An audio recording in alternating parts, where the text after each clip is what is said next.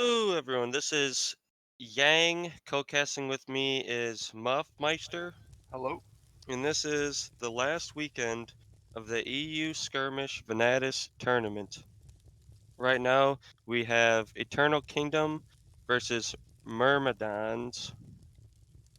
The maps are going to be Tourney, Camp, and the Pit.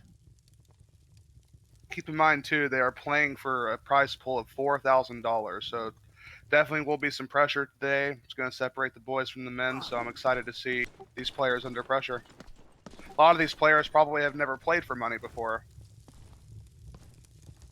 All right, so right off the gate, we have people trying to get into the server. But it's very interesting because I know from my experiences, EU loves to go like these rat builds with Flesh Rune, and Flesh Rune just got basically deleted from the game, competitively speaking. So I still see some rats. We have a rat halberd, we have a rat uh best or rapier buckler. That's interesting. Have a massive flank here, but he gets picked up by Polar X. Bruno's trying to do 1v1, as is his specialty. Vegas Early is pick, locking a 2v1. early pick, massive picks from Myrmidons, and they just kind of, win the 4v4, and then Bruno wins his 1v1, and that was that. Yeah, they did a good job, EK on picking up that flank, but I Right. think it was Vegas. He kind of ditched his teammate in a 2v1 there, and his teammate got deleted very quickly. So definitely don't want to be ditching your teammates when they're picking up the flank like that and you have a 2v1. But early days here. That's now no flank, just a straight up 5v5 in the middle. Got some feints going off in the neutral.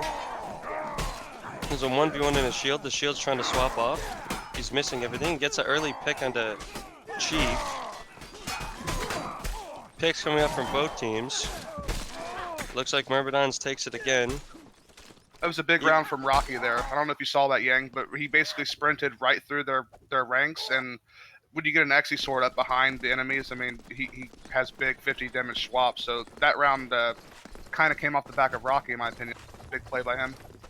yeah, it was Hello Darkness on the shield. He was kind of tricked one of the members into a 1v1 and then got a good swap for the early pick, but his team just went down right after that, so it's a bit unlucky. But we do have a maybe a DC slash rage quit slash I don't know, probably DC.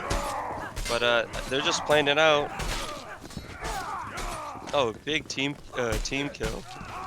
You don't want to see that in a 4v5. When you're playing for money, there's not much room for mercy, I would imagine. Looks like they are slow-moing it. You'd hate to see them have to play a few rounds 4v5. Hopefully we can get him reconnected pretty quickly. Lots of Exy swords I'm noticing. At least two on Myrmidons. Yeah, so let's talk about the weapon cops. So Myrmidons has a rat halberd.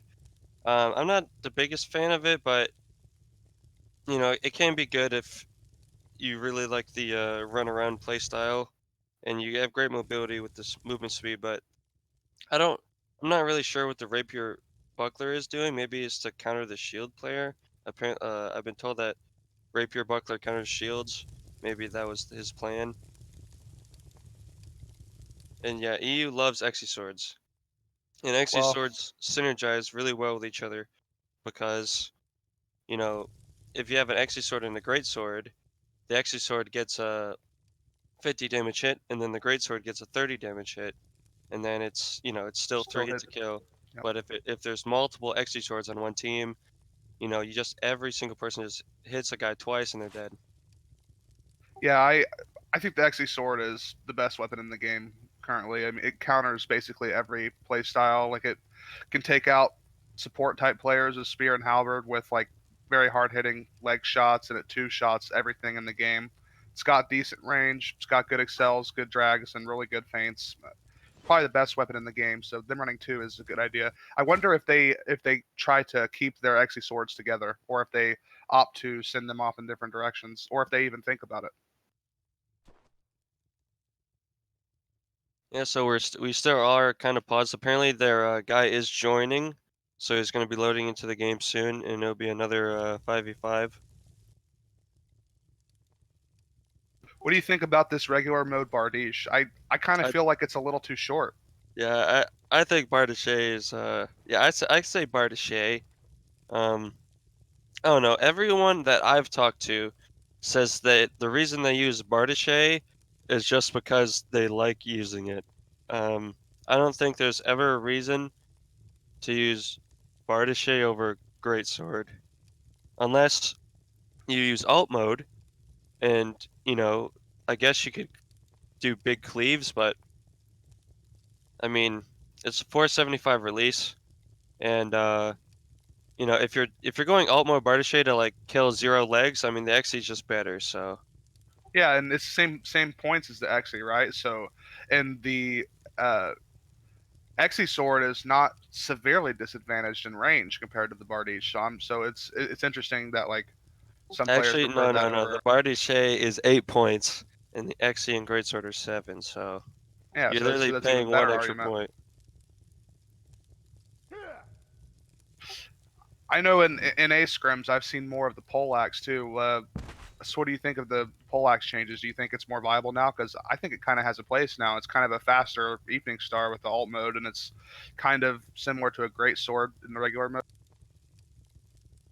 I think the only reason to use Poleaxe is if you want some extra stuff, maybe like a bear trap or a javelin or something. Like the nerf to the stab damage headshot was kind of big, like getting rid of the 2 shot. So you see it as like a utility weapon. Like it's a good enough weapon on its own, but its main advantage is that it's cheap. Right, exactly. Like sometimes I use Messer simply because I want like a jab or a bear trap or something, stuff like that. Like the Messer's good, but I wouldn't use it just to use the Messer. I'd use like some other stuff with it because it's cheap. Interesting thing to note as well. Hello Darkness is running shield, and he's using the bastard sword over the Messer. I know in NA, from what I can tell, the Messer is a more popular weapon to pair with the shield because it does have that two-hit capability, right? So. If you hit someone twice in the head with Messer, it is a kill, right? Yeah. No way. I don't think so. No way. No. Okay, I apparently don't there think was so. a bug that No. kind of denied one of the players, so hopefully he gets back in the game soon. So on the Eternal Kingdom side, they're rocking Xe, Spear, Great Sword, Shield, Bastard Sword. Then the other guy, Polar, who left, I think it was a Spear player. So Spear, Bastard Sword, Shield, Xe, Great Sword. And like I said, like if you have one Xe, I just don't like running one Xe, like especially with those weapon compositions, right? Like the Xe hits someone for 50, the Bastard Sword hits him for 30, he still has some HP, so Right. And I know from my own experience, if you run two spears and two Xes and have one spear stuck on each of the Xes, that's a super powerful combo. But looks like we're getting right back into it. See how this kind of plays out. Looks like that fifth guy is opting for a great sword. oh, Bruno's going left flank right here. He's going to try to force a duel. 2v2 on the right. Yep, 3v3 on the left, 2v2 on the right. Kind of two 1v1s though on the 2v2. Ooh, big flank from the Rocky. Gets behind his man and then takes him out. Good Massive, little footwork. yeah, massive footwork. Getting no punish on the feint. Incredible from the Rock. It seems to be his playstyle. I've noticed it a couple of rounds. He likes to wait for the fight to start, and he likes to just kind of snake his way through the enemy team and get big 50 damage smacks on people. I've even noticed he'll like aim for the legs on people who are running spear and halberd, so he's got like good situational awareness as well. Looks to be Bruno's flanking again. Oh, he hits his teammate. You don't want to see that happen. He gets into another 1v1. Ooh, instant kill from Rocky. Yeah, he wins his duel. Hello Darkness is kind of popping off with a shield here. It's a 3v2. It's a 1v1 right here. Hello Darkness versus Bruno. Oh, he takes him out with the toe dragon. That halberd player did great to stay alive so long in a 2v1 against the shield. Also, something interesting to note, it looks like they are opting to keep the Xe swords together, Myrmidons. Bruno and Rocky were pretty close to each other the whole round. But yeah, big props to that halberd player over there, staying alive for ages in the 2v1. I believe that was... who was Chief? Yeah, they're all 5 mid this time. You know, I see Myrmidons are the ones pushing. I always like to see the aggressive team. I think that they always have the advantage. And Bruno just gets a double cleave with the Xe sword. Hello Darkness and Sky Strider get 2 picks. So 1v3 right now. And he goes down. Yeah, so Myrmidons is just being super aggressive. And through my experiences of Skirmish, the aggressive team always gets the first hits. The first hits always get the first picks. The first picks always get the round win normally. Yeah, and if you're the team that's defending against a rush and Skirmish, it's easier to panic and have people split up and just get like isolated in little pockets in 2v1. Yep, this time it was Eternal Kingdom coming out swinging. They get a hit, but Bruno just flanks and no one picked him up and he just gets a kill instantly. And then the round's just kind of over because Bruno is behind him. Bruno didn't drop a 7-0. single death that round. That's Yeah, pretty dominant 13 stuff from them. 13-0-1 for Bruno, 7-0 for Myrmidons. Got to This give a is- shout out to Pug. He had 11 assists. Also, Rocky, he had some pretty good positional plays too. So it wasn't just a one-man show. There were some pretty good plays I've seen from a couple other players, but pretty dominant overall. Yeah, so this is a best of 3, meaning that if Myrmidons wins camp this map, they will advance. And yeah, there will be best of 5s later on today. But as of right now, we're doing best of 3s. I'm not sure exactly on the tournament structure. If Myrmidons win this, they're through to the semifinals or the grand final.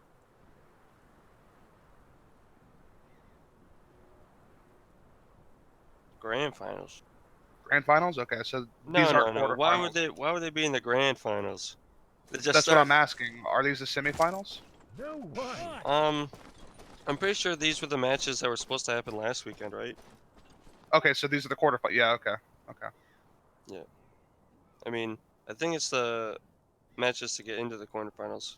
Yeah, so qualifying, right? So Oscar just said this is qualifying for the quarterfinals because these are the matches that are supposed to happen last week, but it was delayed due to a rather nasty bug. Gotcha. That was fixed. It was fixed, ladies and gentlemen. I've actually seen it happen a couple times. I don't know about you, Yang. I've seen that ghost parry happen a couple times. It's not completely gone, but it's not as prevalent as it was. But it's like we're hopping right into this. It's like we're seeing the same composition roughly from the Eternal Kingdom, and vice versa for Myrmidon. Not much is changing.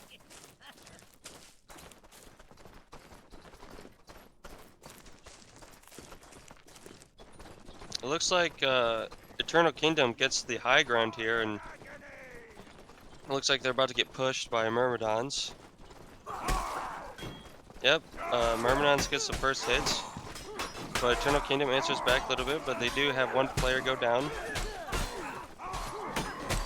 Hello Darkness is just getting bullied on the shield. He's getting swapped on constantly. And massive picks coming out for Myrmidons. And just another clean sweep, almost. Looks like Razax killed Pug with a longsword duel, but his team died, so... It was a big round from Chief there. He had like 3 or 4 really big flinches, just kind of showing you how valuable just having someone who's good on a long weapon can be. You know, so hard to fight when you got a halberd or spear poking at you. Yeah, it looks like one of the Eternal Kingdom members was doing something, so he is back. They're gonna try to rush up. Oh, they're gonna get Matt actually in this choke point. Oh, 2 Myrmidon members actually just kind of go in, but they don't get punished. One person goes down now. It's an early pick coming out from both teams. 4v3 advantage for Eternal Kingdom. Oh my god, the double TK. Oh, that's not what you want to see. It's 2 1v1s right here.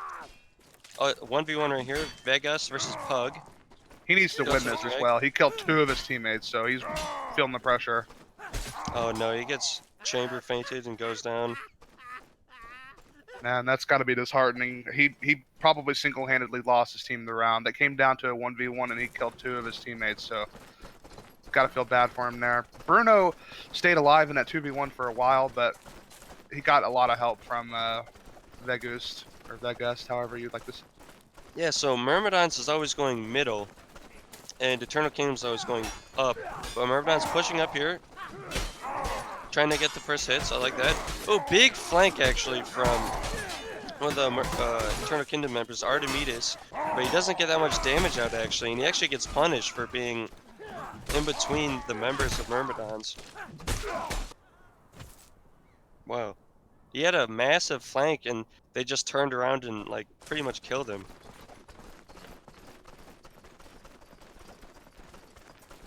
I'd like to see that Chief is playing what we would call in NA like the supportive role with the alt mode halberd, and he's playing very stab heavy, so he's putting in quite a lot of work. The Myrmidon's just going in, very confident, getting good damage at the start like they always do. Looks to be 2 1v1, so good swap from Bruno actually. So 4v1 right now. So I've noticed that when the fights are more grouped up, I think Eternal Kingdoms has a better shot. When these fights are kind of separated, like 1v1, 1v1, 3v3, I feel like Eternal Kingdom, they just kind of lose the duels and they lose the 2v2s, you know? Yeah, it sort of suggests that Myrmidons are probably more individually skilled as a team. Got a 2v3 no. over here on the right, The but they're surviving it. The Rocky's just getting fed and just punishing. Oh my goodness. He got fed like 3 riposts and got like 4 Xe hits. 3 riposts with 4 hits. Myrmidons actually survived a 2v3 on the right there, so that's can't be letting that happen. Right. Interesting thing, you were talking earlier about how one of the Myrmidons players, Chief, is running Rat Halberd. Right. He's not using it like Gayfish would in NA. He's using it as just more mobility as a support to avoid hits and to move around the fight more. No, the Rocky's in a 1v1 right here. Bruno's in a 1v1. It seems to be like the 2 1v1 guys are always in a 1v1 or a 2v2. He wins his 1v1. He's going to help his team. Ooh, he kills Darkness, but kills his team, but it didn't matter because he's in Flesh Rune.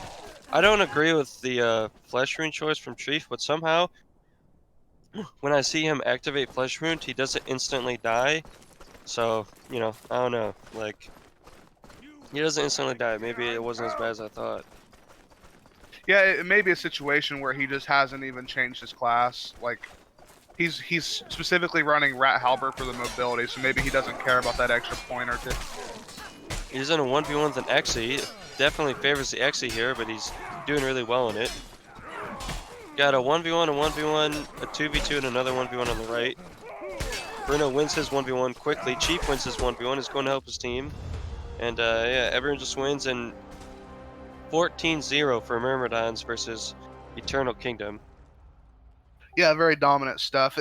They just look like they have the better players mechanically. I mean, I also think Myrmidon or Eternal Kingdom could have buffered their score a bit had they taken the initiative more and stopped letting them just run into you. Because like when you let them run into you, you face the risk of like people not knowing how to react, and they split off into little pockets, and all of a sudden you're getting 2v1'd or 3v2'd.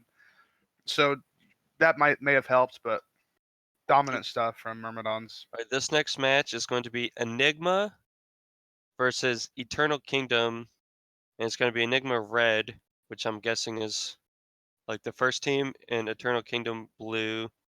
Oh, I'm sorry, I'm dumb. That just is a side selection. Excuse me.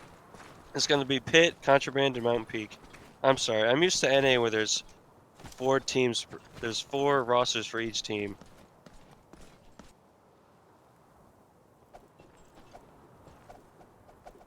So it looks like we're actually getting right into it. So Enigma, I haven't seen them too much, but I know that Nathuk is great friends with them. Looks like they're just doing... Oh my god, it's a cluster, dude. It just swings everywhere. Each team's on different sides. Just cleaving. I don't know what else to describe that. And somehow Enigma just wins that very handedly, even with the chaos. Eternal Kingdom seem to be kind of bad about doing team damage. I mean, they just they hit each other all the time, and that those team hits they really rack up. You know, like really would try to nip that in the Ooh, bud. big pick from Sky Strider on the messer, but he doesn't see that Evening Star behind him. He turns around and then gets hit in the back. Looks like Aaron and Nazareth just stomp the right side. It was like 2v3. Great stuff by them. Great teamwork.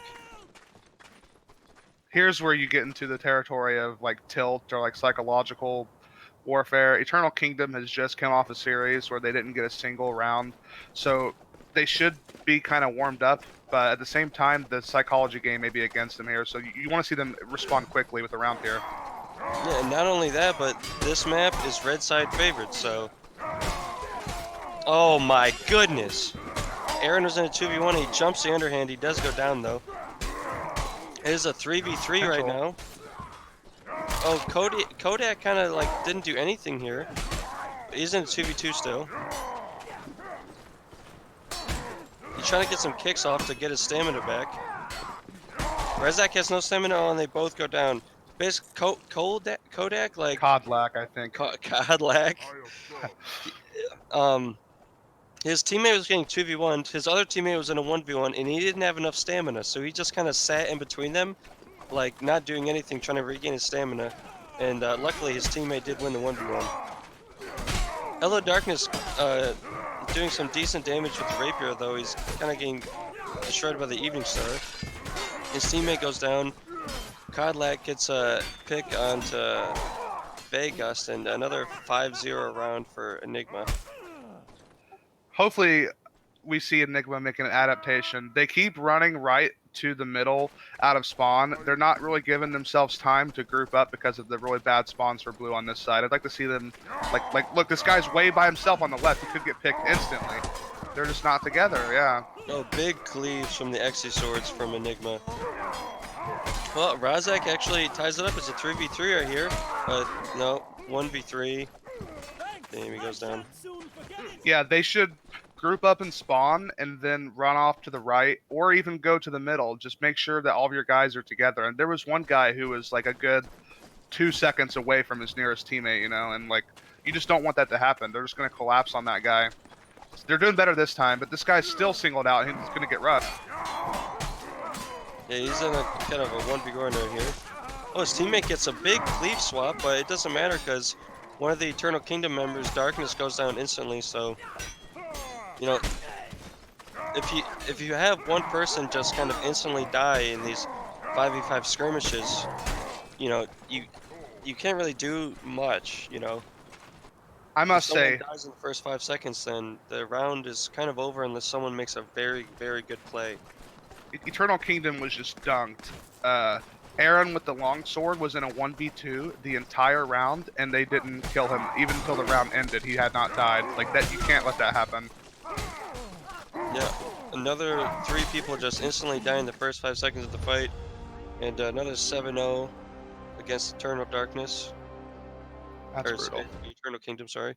Yeah, if I was Eternal Kingdom, I would definitely work on 1vx practice, being the X.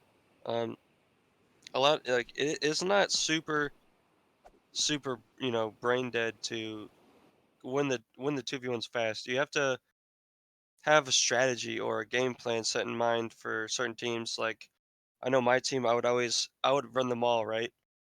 And you know, people are going to prioritize carrying them all over the spears. So I would tell my team, I'm going to feint all the time with them all, and you know, you guys get a free hit. And The other way you can do that too is just have it like a rule among your team. If he's looking at you, you're fainting or missing, and if he's not looking at you, you're doing damage, and that cycles in and out, right? So if he's looking at you, no matter who you are in the 2v1, right. you're missing or fainting, you know. And it's just a easy rule that just makes 2v1 so much faster. But we're getting right into it.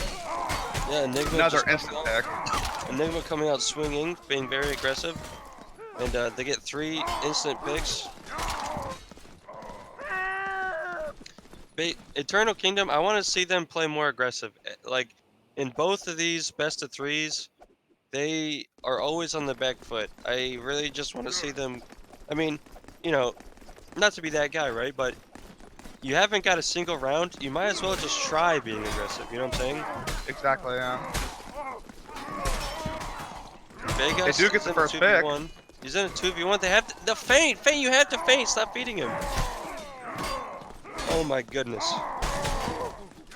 I believe it was Aaron just like won a 2v1 because both Exy swords didn't feint once and they just kind of double parried into double Oh parried into no. double parry. Yeah, and the other thing is too is sometimes you'll see players from Eternal Kingdom, they'll just straight up and leave a 2v1.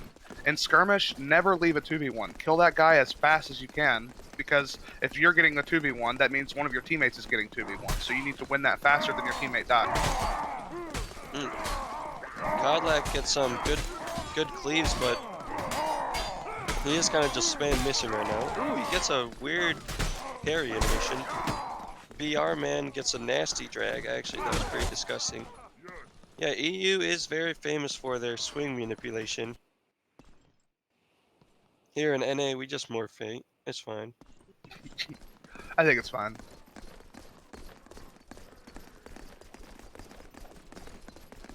They are getting aggressive this time. You'd love to see it. Yeah, but They have a 3v2.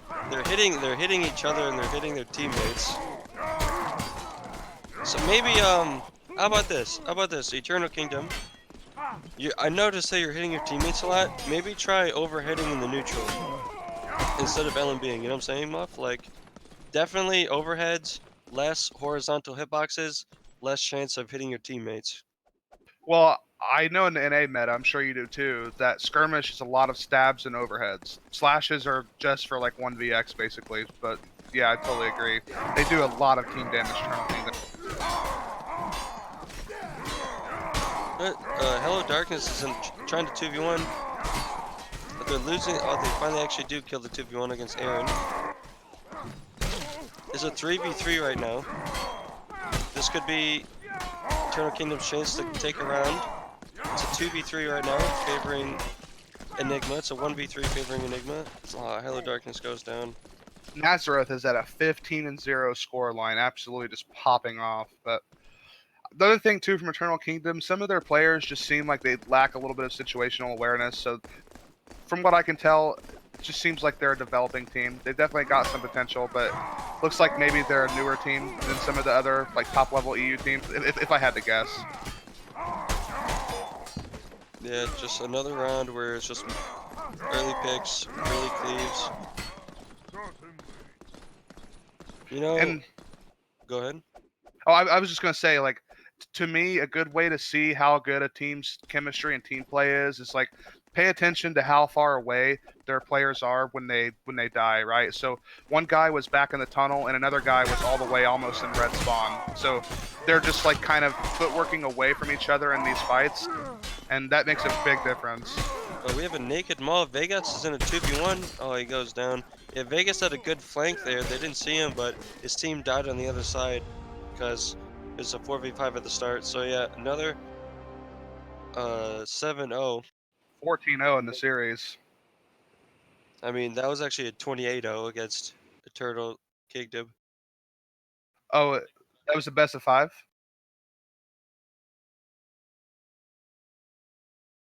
No, just combining both scores, right? Oh yeah, yeah, yeah. That's gotta feel bad, but the thing about Eternal Kingdom is at least there are very clear things that they can work on. Their 1vx is not particularly strong. Their 2v1 is not particularly strong, and they're splitting up too much. So like it's better to lose and know that there's something you can work on than to just get outclassed and just say like we were never going to win that, you know?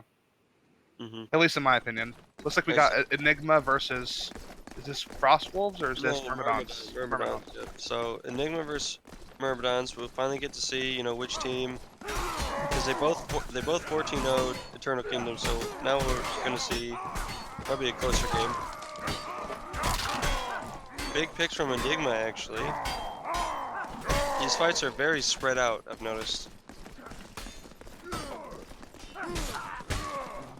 Roag gets his 1v1 against Bruno. So yeah, I think I think what they should do is there's a couple different ways to dealing with Bruno's like dueling mentality. They can send their worst player to just spam chamber feint to parry and just stay alive, or they can send their best player if they think that they can just kill him in a duel. Bruno's in a 1v1. Oh, he instantly kills Aaron. He's going to help his teammate. The Rocky's getting some picks on the other side here. Chief goes down. He's in flesh wound. A 2v2 actually. They're gonna try to. No, they don't push. Oh, Nazareth, you have 45 stamina. I don't want to see him push. It's kind of scary. It's a 2v2. They're trying to get some swaps off. Nazareth gets really low. He's one hit. Oh my god, he gets team killed. It's a 2v1 right now. Wow. Roag getting maybe a little bit greedy, trying to stab drag that guy around his teammate. There's definitely some miscommunication because, you know, Myrmidon's was full HP, full stam, and Nazareth just kind of like runs in with 45 stam, so miscommunication probably. Looks like a 3v2 and a 2v3 left and right sides. So whichever side can win first will probably take the round. The 4v2 right now, favoring Myrmidons. And yeah, basically they won their 3v2 faster than Enigma won their 2v3, so it's... Oh, actually this is very Forcing smart. a choke point. Yeah, this is very smart by Enigma, forcing his choke point. We have one member on Myrmidons just not doing anything. He finally pushes through and gets some rapier attacks. That's good on the fly thinking from Myrmidons, though. They try to force him into the choke. I'm actually kind of surprised that Enigma agreed to follow them. I mean, if I was alive there on that team, I would just say, just stay out here and just look at them like they're done. But they push in and kill them anyways.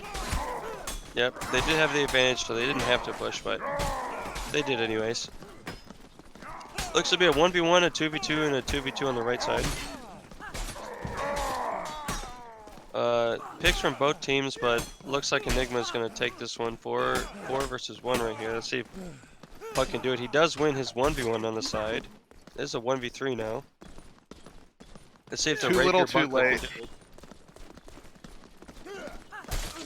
Oh, he's getting some hits off. He's 1 HP. Oh no, he's getting fainted here. He gets a flesh wound activated and he goes down. Fighting a 2v1 versus Axie and Evening Star must be terrifying. I mean, you have to respect both weapons. It's not like a maul and spear where you can kind of ignore the spear a little bit. You Right. have to respect both of those weapons. But Rogue is actually pretty kind of impressing me a little bit. Like, he uses long weapons and he's got good switches and he's got a good dueling. He's good at duels as well. BR man just read 5 feints in a row against the War Axe. That takes some guts. He does go down to Bruno. It's a 2v2 here. 2 1v1s. Bruno wins his 1v1 because he ran out of stam. So 2v1 right now. Let's see if They're both Nazareth one can do hit it. though. Oh my god, he has no weapon. He throws his rapier. He doesn't get punished for it. And Bruno gets the toe drag. That was pretty risky from the man who threw his rapier because he had an Evening Star. So both of those players were one tappable. Like, what if he, instantly kills Bruno? And He's going for the style I points. just- yeah, It's a split fight again on both sides. 2v3, 3v2 situation. Enigma does win this. So it is a 3v3. Because they actually did lose a man down. It's 2v3 right now. Another toe drag from Bruno. And 2v1. Oh my god, Bruno just hits his teammate. He's just crab walking on him. well, his teammate threw his rapier and killed the guy. It should be a 3v1, but they're chasing this guy. Okay. This is actually super good positioning for Kodlak. Yeah, Kodlak is back to full stand, full HP right now. Ooh! He goes for the drag. Oh, Bruno's just teabagging him. Very disrespectful. Oh no, they're trying to kick him into the wall. Oh no. Oh, he's trying to fist him. Oh my god, he's actually trying to fist him. Up. Punish him, Kodlak, punish him. Oh, nasty toe Kodlak- drag. Go for the guy with no weapon. No, he fists him. No. Oh no. You hate to see that. anytime a team All pulls right, out hold a on, blatant hold on. So disrespect- we have a ref says I'm docking around if you do that anymore. All right, so the BM will get punished if they do it again. I think that's a good call from the ref. You don't want to see meme tournaments, especially for money, but looks like we're got even footing here in this round. Yeah, 4v4. There are some mismatches going on right now. The 2v3. Let's see if the Rocky can do it with this nasty Exy cleaves. Oh no, his teammate goes down and then he gets just mashed up against the wall. Nazareth has been a consistent heavy performer. I don't know much about the EU scene, but I know who Rogue is, and he's been pretty impressive. But Nazareth has been performing pretty hard so far, so definitely keep an eye on those two players. Enigma playing aggressive here. Rocky trying to get some cleaves off with the Exy. He does get a pick, but Roag gets a pick. It is a 3v3 right here. A 2v1 and a 1v2. The Rocky needs to regain his stand, but Enigma doesn't let him. It's a 2v2 right now. He does get a kick, so he preserves his stand some better. The Rocky feeds, but I don't think that the Zweihander hit the enemy. There's two 1v1s going on right now. Oh, double parry, and then Roig just excels him with the Zwei. And here it is, a 1v1. And, you know, if you're Myrmidons, you would love to see this, a 1v1 with Bruno. That's, you know, definitely favoring Bruno, I'd say. But Roeg looking to kill him. He gets fainted. He gets fainted again. Oh, the combo feints with the War Axe are so deadly. So The only deadly. counter to that is to chamber the combo. I found that's like your best insurance to stay alive against Warax. Yeah. I mean, he did have 40. You know, he did have 40 stamps, so maybe he wanted to conserve it a little bit. Bruno's actually doing a massive flank. He wasn't in the fight for the first 5 seconds. He's in the fight now, but he got picked up by an Enigma player. Great awareness from Enigma there. He's in a 1v1 now, but Enigma just already won the entire fight. That was great play by Enigma. They started the fight. I don't know if they even recognized it as a 4v5, but they started the fight 5v4. They did a lot of damage, 5v4. Then when Bruno actually did come from behind him, they picked him up instantly. That was perfect play by Enigma. Yeah, and they kind of handled the flanker the way you were supposed to, you know. Just turn around and pick him off as soon as he gets close. But Bruno's going for another flank and a 2v1 over here. His teammate just leaves him, though. Chief kills his teammate, and then they're in a 1v2, so just bad opening from Myrmidons. You know, they have Neck a and team neck. go, and then one person just instantly dies in 2v1. You don't want to see that. This is neck and neck. Pretty good series. Yeah, it's crazy. 5-5 right now on Contraband. Bruno's going for the 1v1. He has the Evening Star, so he can definitely win that fast. There's another 1v1 on the side, and it's another 1v1 on the right side. Looks to be Enigma taking this round, though. They won their 1v1s and 2v2s. And yeah, this is what I'm talking about. Oh, Bruno. Oh my god, can Bruno actually do this? No, I guess that fainted. Yeah, Sorry, go go ahead, Muff. Go ahead. Oh, I just like how Enigma is deciding to counter the Myrmidons, because all BR Man did was duel Bruno, but he didn't try to kill him. He's literally just keeping him out of the fight. And Bruno didn't realize that in time to like try to switch off and go help somebody. So they're taking out their best player just by existing. The Rocky gets another opening kill by getting behind the enemy. That's like his specialty. He's so good at it. Oh, Pug actually takes down Roig trying to gamble kick here. He's trying to go help his team. It's a 3v1 favoring Myrmidons. Aaron is the god at 1vx, so maybe he can do this. He's reading every feint. He gets both parries. I think he just needs to be more aggressive, you know? Like, if you try to survive in that scenario, like, you'll never win. I feel like he has to be more aggressive, you know? Yeah. This 6-6 down to the wire. Yeah, this is map point for both teams, 6-6. The Rocky comes out swinging. He is in a 2v1. He needs to try to win that quick. He does.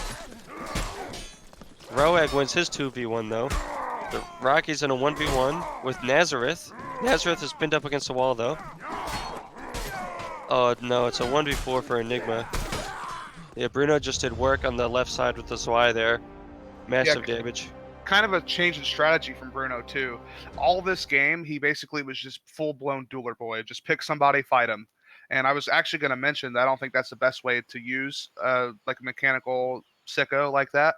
But then on that last round, he switches to Zweihander, he rolls with the teammate, and they just murder two guys pretty quickly. So I think that was a much better round to close it out there. But 7-6, it can't get any closer. It's good that we finally have a contentious series here.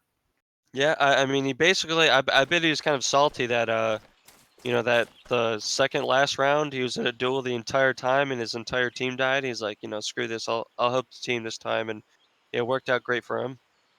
Yeah, it definitely did. I mean, that is the thing about dueling, you know, like, no matter how good you are at duels, you know, it's gonna take some time to kill. You know, you can't always just garb someone instantly and go help your team. And if your Especially team, against a good team. exactly, if your team dies in that like 5 seconds, you know, and I think it's the wrong call, but sometimes it works, sometimes it doesn't. It's kind of risky. I also don't think it's good strategy wise to send your best player as a duelist. I think it actually makes more sense to send one of your weaker players that has good defense to duel because they can keep one of their players bound up. Meanwhile, your good player is with your team, just getting good swaps and just being a force. You know, like that to me is the more makes more sense to use like your superstars, but it's entirely different meta across the pond. All right, so this map is super blue-sided. If they use fire pots, yeah, it's super annoying because there's just not much room. Like you don't have time to get out. I really want to see Myrmidons not let Enigma just like take the middle and just kind of force them to have their backs to the fire, and then if they back up, they just get fired. It's a 1v1, 1v1, 3v3 here. Early pick coming out from both teams because he's in Flesh Wound. Nazareth gets fainted, he goes down. Roag's in a 1v3, he goes down. And it's a 1v4 for PV, he goes down. So I mean, they weren't as aggressive as they could have been.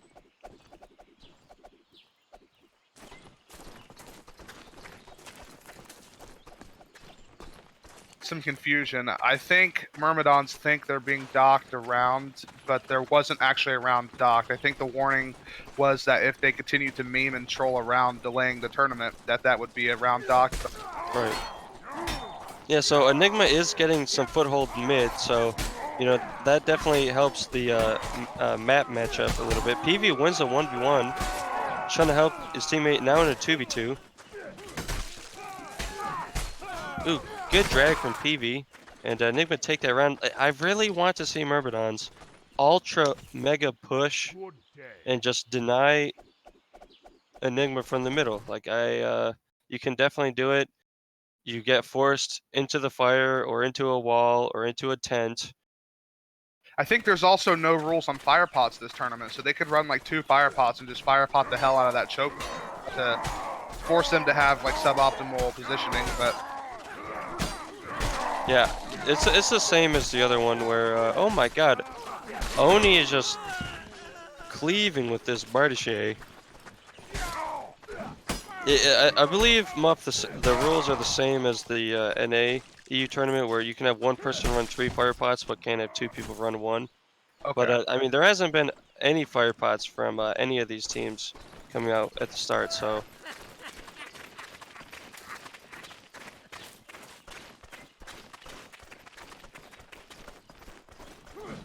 Oh, here we go. See, now they're pushing them pretty hard.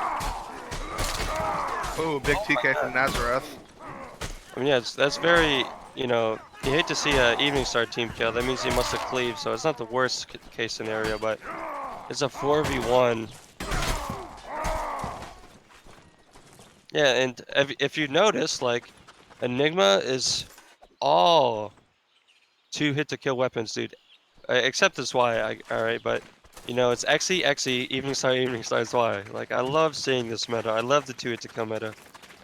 Yeah, it's definitely pretty deadly if they find open ground. And this Y-hander, I imagine, plays more like a supportive element.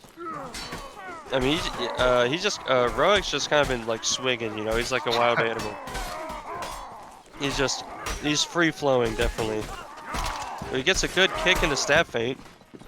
I'm telling It's you, a dude, he's 3v2. nutty. Yo, PV actually with a great positioning. He does go down though, cutting him into. Oh no! Oni gets a great swap. It's a 1v1. Oh, Nazareth just eats at Excel with the alt You've mode seen Bartishay. so many TKs today, Yang. A lot of TKs. I mean, which is interesting because there's been a lot of duels. Yeah. I just think they L&B too much. They're too free-flowing sometimes. Nazareth and Rogue, though, both impressed me. They're both really good players from what I've seen. Kodlak gets hit to a 1v1. Executioner versus Bartishay. Bruno gets an instant pick on the BR man. Pug gets his flesh wound activated, he goes down. Enigma actually looking to clean this up. 4v2, 4v1. Kodlak is still in a 1v1 with Oni. The entire time they're just duking it out. You know, like, I don't know. I feel like if you want to duel, I don't know, why would you use Bartishay, you know? Yeah. Something interesting as well, going back to like the 1v2 or 2v1 meta in EU versus NA, it's interesting that Nazareth opted to go 3v1 somebody as opposed to going to the duel and 2v1ing. So it's a 4v2 and he opts to go 3v1 instead of having 2v1s. It's just interesting. Oh Me. my god! PV got behind, I believe it was Chief or Bruno, and Pug just missed 2 attacks on his back. That's worst case scenario, dude. Absolute worst case scenario from Pug. Missing someone's back twice in a row. You hate to see that. That's just so unfortunate for Pug there. You gotta imagine his teammates pissed as well. There's nothing more infuriating than like you're just sitting there waiting for your teammate to hit him, and then he misses, and you just kind of scream and turn. Yeah, so Enigma actually, you know, up 4-3 on this blue favored map. Oh, it looks like we have a loadout switch. It's Rat Spear. That's gonna kind of be interesting. Kodlak kills Bruno with the War Axe pretty quickly. Rogue goes down. Ooh, beautiful drag by Kodlak. Great play from PV actually. He was running out of stam and he went to go get assistance from his team. He backed up, but he has no stam. So yeah, just calm down, just chill out, get your stam back, and Nazareth takes the 1v1. Yeah, that was pretty beautiful right there. Kodlak came rushing in with the War Axe as his teammate was. I think it may be what you were talking about. His teammate was on the verge of losing his weapon, and so instantly he just backs up. Kodlak runs forward and he just chops that spear rat up. Yeah, great positioning there and awareness from Kodlak. There's PV, sorry. So PV goes in. He's in a 2v1 right now. He's trying to stay alive. Ooh, he gets a feint with the evening star. Gets another feint. Gets another kill. Gets 3 hits. Gets another feint. Gets 4 hits. PV's just popping off right now. He could have gotten 5, but he misses. That's alright. So 1v3 right now. You guys just need to play patient. Play patient. Don't feed too much. They are kind of feeding him a little bit. They're kind of feeding him a little bit. Bruno can still win this one. He goes down. Gets stabbed in the back.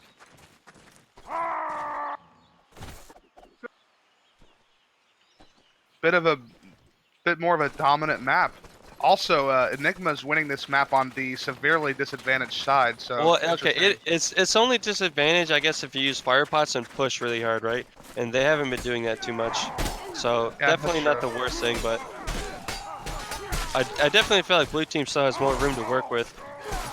It looks like 5v2 right now for Enigma, and you know they do have 6 points. So if they win this map, or if they win this round, they do win the map, and it's all tied up 1-1 actually. And you know, next map, I'd be favoring Enigma because they have the momentum here. Yeah, it's definitely in pretty bit of a more dominant map than the first one. It was neck and neck on the first one. Um, yeah, I just think Enigma played like shockingly well. Like I hate playing red side Taiga. The fact that they're able to win it there, but as you said, they didn't really use fire pots against Enigma, so I don't know. Another, I'm not a another fan of Taiga on skirmish. Another thing that's demoralizing is I saw a couple members of Myrmidons changing their builds and they still lost. You know what I'm saying? Like Enigma didn't change anything. They ran the same thing, XY, Evening Star. They won. It seemed like the Myrmidons was trying to change things up to maybe get an advantage and it didn't work. So I would, I would definitely feel kind of defeated coming into this, because they tried stuff, didn't work.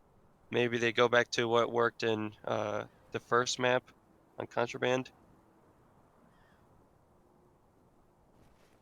So this map is going to be camp, and we'll see if the teams decide to fight in the middle or up top. I do like fighting up top more because the middle's too chaotic. Yeah, fighting in the middle feels a little bit cramped. Like it feels like it's just I don't know, just doesn't feel good. Looks like But- both teams going up top here. I think when they fight up top, It's done. I think the red team usually has the significant advantage. Yeah, it's because blue team has to go through this choke. Or they could just stand there, I guess, and make red team do it. But no, blue team does go through the choke, and now they're pinned up against the wall, and they just punish him. Enigma hard punishes him. Bruno is just crouched against the wall, and Nazareth takes him out with the Evening Star. Oh my goodness. Yeah, Enigma played that so beautifully. Yeah, great job by Enigma punishing them right there. Oh, Nazareth actually. Oh wow, the double parry. That was interesting. Chief stuck in a 1v3 with a halberd. It's definitely not a situation you want to be in against an Exy, a Evening Star, 2 Evening Stars actually. He gets a feint off. He goes for the parry. He gets stabbed by the Evening Star. Who cares? By the Exy. Who cares? And he gets pinned up against the wall and dies. So, what do you think Myrmidons should do to not have that happen again? Because that's like an unwinnable scenario. Well, you should deny them that choke point, right?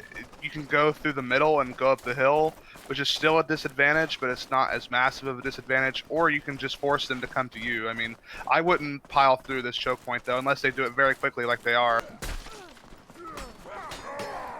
Yeah, But they're still locked on the wall. Yeah, they're pushed up against the wall again. They do manage to break free right here. Big picks from Enigma here. It's a 5v3. The Rocky actually gets nasty cleaves, but he ends up killing his own teammate, sadly. I'd like to see Myrmidons go through the middle and try to go up the hill. But then if they do that, then Enigma could run fire pots and just completely screw that push up. But it's kind of a rock paper scissors game. But they're not opting to do that. They're willing to pour through a choke point again. Yeah, I mean, it didn't work. Why try it again? And oh, actually, Oni does break through somehow, and he actually kills him. And as I say that, right, they have an advantage this round, looking to take it. It's 4v2 right now. 4v1. Yeah, could you imagine Muff, a spear player of all, oh my god, he's about to 1v4. Oh, he gets to have no back. A spear player, Muff, of all people, literally runs through the entire Enigma lineup, gets behind him, and then kills someone in the back. Yeah, I don't see how he runs with balls that big.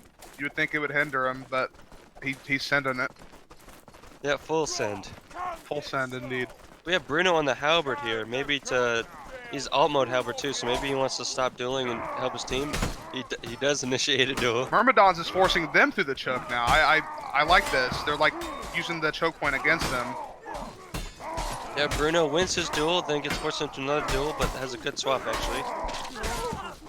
Interesting. So yeah, that choke point works two ways, right? So if they force you to be the aggressor, then talking about from the blue team side here, then obviously that's a disadvantage. But if you're more passive or like you engage a little bit just to get them to come forward, obviously now they're funneling through a choke point. So it's not just an end-all be-all. I guess it's like a tug-of-war game to see who will commit first. Yeah, They're just now pouring through this time. Yeah, now Enigma just lets him through, but they are corralling them towards the middle. Oh, big pick from BR man with the Xe, just taking out the head of Pug. I mean, that's what. Oh my God, he kills his teammate. Stop. Oh my God, stop LMBing that much. It's a Chief. 2v3. Chief is nuts. Cadillac has no stay. I'm just gonna go down here. Yeah. Like, there's so many team kills, guys. Like, you can overhead in the neutral. Trust me, I've seen it. I've seen it work. It can also headshot. You know, you don't need to LMB someone if you want to headshot him. You can also even cleave with overheads, believe it or not. I've seen it happen. I like to watch Chief on this blue team. He plays like pretty much just a support role, but he's got very good awareness, good switches, and good defense. Fun player to watch. Yeah, he's getting some. Oh, he's gotten 4 halberd stabs already. Yeah, he's pretty solid. He does go down, and it's a 2v2 right now. Bruno's just playing very aggressive, swapping. He gets 3 stabs in a row. No one parrying, no one chambering.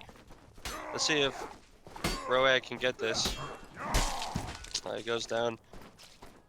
Yeah. So, what are your opinions on the if you want to play like a support style play style and stab spam, like your boy Chief here is doing? Do you think that you should be using the halberd or the spear? That's personal preference to me because there's 2 pros and cons to consider, right? The spear has the better range and is just like overall will give you good results, but the halberd has a much more threatening slash. It does 70 damage to a headshot, and so people will respect your morphs more. So the halberd's better for like a dueling situation, but the spear has more range. Oni goes to help his teammate in the 2v1, and his teammate did very well in the 2v1. Oni gets a kill, and yeah, that was pretty interesting. So we started off in a 4v3 2v1 scenario, and then it went into a 2v2 3v3 scenario, and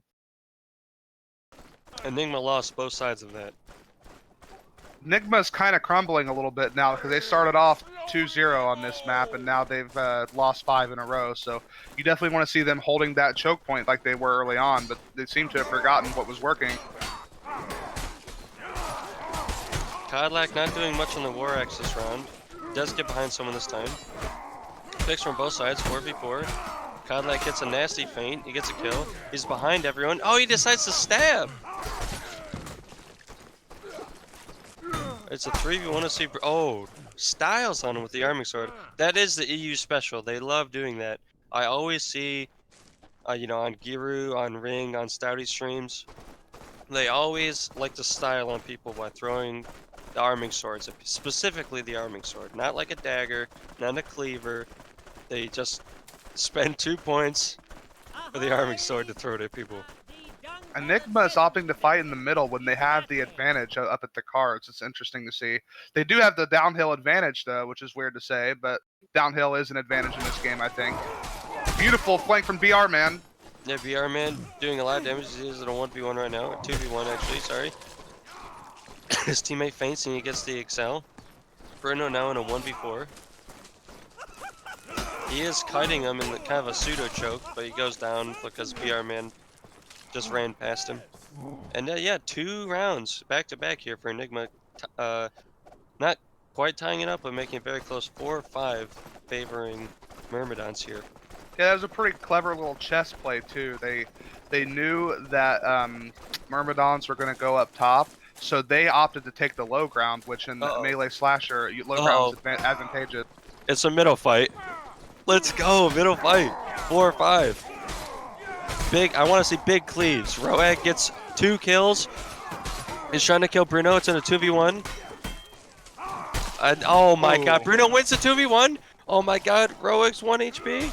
Oh my God, Bruno wins the 2v1, but it's a 3v1. Can he do it again? Oh my God. No, they're all around him. They're circling him. Oh my God, they formed a Enigma formed a triangle. A perfect triangle and just stabbed him. It's good to see Enigma's fighting back here, 5-5. They opened up this map with 2 rounds in a row, and then Myrmidons answered with 5 back, and now they've responded with 3 of their own. Looks like it's going to be a middle fight again. Both teams are throwing that choke point out. Actually, I don't know if Myrmidons wants to push through one of the chokes. These are terrible Enigma, chokes. Enigma is letting him through though. It's gonna be another 5v5 middle fight. Let's go. I want to see big nasty cleaves. Oh my god. man, Enigma big just flank. instantly gets 3 picks, 4 picks. And Bruno's the last alive again. There's no way he can do this. No way. He is back against the wall. He's gotten 4 hits so far. He goes down. If you are Myrmidons, you've been stomped. Every middle fight. Don't fight middle again, please. Surely we see them go up top, right? No, they're going they're through going middle. back to the middle. Oh no. Neck and neck series though. You love to see it. It's pretty hype. I'm excited to see who comes out on top. They're just running right in though. Another 5v5 middle fight. Roy gets early hits on with his Y. He's trying to kill Bruno in the 2v1. Oh, Bruno just goes down. 4v3, 3v3, no, 2v3 favoring Enigma. Great plays by Pug, actually. So 1v3. You have to win this quick, Roeg. No, he doesn't win it quick enough. His team comes to save him. Oh god, they're hitting each other actually, and they're forcing him into the choke. Oh wow, that was close. He gets the kick parry, but it wasn't enough. Kind of makes you wonder. The fight started in that little center arena. How the hell did they footwork so far away from their team to end up over on the palisade? This Seems wild to me. is a set point, guys. 6-6. Set point. This is for all the marbles. This is what Mordhau Comp is about. You love to see this. For money too. This is not a meaningless tournament. So Roeg is in a 1v1. Picks from both teams. 4v4 right now. 4v3 favoring Enigma. Roag 3v3. has just been farmed though. Oh, Bruno. Bruno just maybe thought his teammate would help him. He gets stabbed in the back twice. Oh no, Oni actually gets a spear feint. Nazareth disarms him. He gets the kill. It's a 1v1. Nazareth is range. Oh my god. Oni, 4 kills in that final round. Definitely his team should be buying him beers because he really bailed them out there. Big round from Oni. But what a series though. What a series. Oh my goodness. That was. Alright, so this next match is going to be Symbol versus VK, and this is a best of 5, but speaking about that last round, like, there's close, and then there's the definition of close, Muff. Yeah, That was like that was the definition of close. It was 6-6. Last map. Start off as a 5v5. Both teams got to pick 4v4. Both teams got to pick 3v3. Both teams got to pick 2v2. And then, oh my goodness, it came down to 1v1. also credit where it's due. When it entered 4v4, Oni got all of the remaining 4 kills, so he really bailed them out there. He had a big 4K, even winning that 1v1 there at the end. But yeah, I mean, I'm sure there were some puckered buttholes in that last map right there. That one came down to the wire. This is for money too, so this is not just like a for bragging rights tournament. You know, people will be getting paid here. So Yeah, so it's going to be Symbol on the red team, VK on the blue team. So this is the first quarterfinals. This is the top 8. Best of 5s. And yeah, I'm still pretty hyped up about that last game. that was a hell of a Mordhau- game. Yeah, that was Mordhau at its finest. We're going to be entering best of 5s now, so a little bit longer, but best of 5s, I think, kind of allow for a storyline to develop more. A best of 3, if a team's just better, it just kind of ends quickly. But best of 5s should be fun. Yeah, we We are also- slow mode, waiting for all the boys to join. So looks to be on Symbol. We have Baskarin,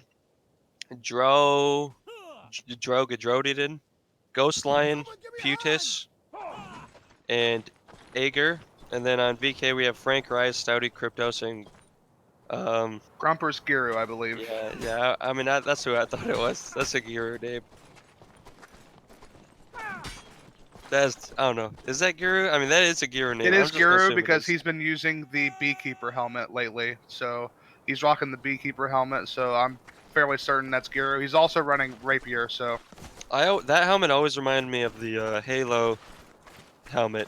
If any of you oh yeah, the EVA helmet. yeah, all the non-zoomers, they'll know. They'll know. See, it just looks like a Beekeeper helmet to me, like a heavily armored Beekeeper. Wait, massive throwing axes from Symbol there.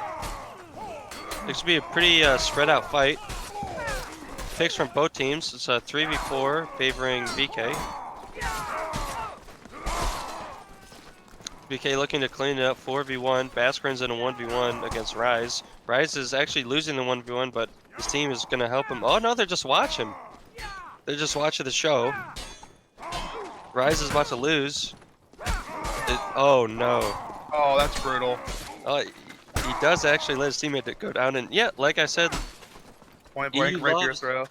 yeah, EU loves styling on people by throwing the weapon, dude. You gotta feel bad for him though. They were letting him duel because they thought he had it, but as soon as his boy starts losing, his teammates come in to back him up. You know, that's gotta feel like that. I think they wanted Rise to die. I think I know the Rise Giru relationship. But I think Giru wanted him to die. Discord in the ranks, maybe? That's just banter, EU banter. Rise gets a flank. He's in a 1v1 with his shield. He gets some good damage off from the shield. Stouty's in a 1v1. His enemy runs away from the runaway to go help, but just too much damage, too many picks from VK. It's a 4v2 right now. Giru's just throwing every weapon he has. Every weapon that Giru has in his arsenal right now is a throwable. I gotta say, Frank has some of the ugliest character design I have seen. His man is rocking green ogre boots. I don't know what the deal is with that, but definitely pretty hideous looking. I know Frank prides himself on making the ugliest character possible. Well, he succeeded. He has reason to be proud. Oh, so, you know, Symbol actually is using like everything they can, and they're funneling VK. This is a terrible spot if you're VK. Oh, double spear. Shish yeah, kebab. Frank gets a nasty shish kebab, gets 2 picks. And there's a shield player that just kind of did nothing because he fell off. So, in the NA tournament, you could not spam a throwing axis, right? But I guess in this tournament you can, you know, you can have multiple throwing axes. So, I mean, if that's allowed, and I'm pretty sure it is, because you know they're using it, and you know the ref hasn't said anything. That's a great strategy. Like, It is. I yeah. really like to see teams actually using the tools that are allowed to them. And Ooh, big 30 damage. Yeah, and the throwing axes are more effective than even like an archer, in my opinion, because you don't have to sacrifice a melee for dude, it. Stouty is doing nothing. He's trying to climb up these rocks. He doesn't even know how to. He's done nothing this entire fight. It's a 5v4 this entire fight. He's going behind him now. He gets 1 stab behind him. And you know, somehow, VK still won a 4v5. Yeah, to make that even worse, Yang, that was actually more like a 5v3 because Rise foot worked forward and kind of got knocked out very quick. So basically that was Frank, Giru, and Cryptos just staying alive against 5 for like a good 15 seconds. You hate to see it. Or you like to see it if you're a VK fan. Yeah. So it looks like VK is going to push up this ramp and go up top. And yeah, it looks like Symbol really wants to fight on this spot. They've been fighting on this spot every time. They want to kind of fight in a choke scenario. Ager actually gets a pick on Rise with a Bastard Sword. Stouty is stuck in between a rock and a hard place, quite literally. Frank gets a Getting pick on booted to Spear. death. Oh, Stouty's just getting kicked to death. Just kicking his butt. 3v2 right now, favoring VK. All that time they spent memeing Stouty has lost them this round. If they had just killed him quickly, I mean, perhaps yeah, they could have actually helped their teammate, though. That's like, true. Is it worth it? Yeah, I mean, if you take if you take like 10 seconds to kick someone to death, you know your team's probably getting destroyed on the other side. Yeah, and the 3v1 just goes in VK's favor. Perhaps they know what the result is going to be here, and they just kind of wanted to get the style points, but I don't know. Not really a big fan of that play.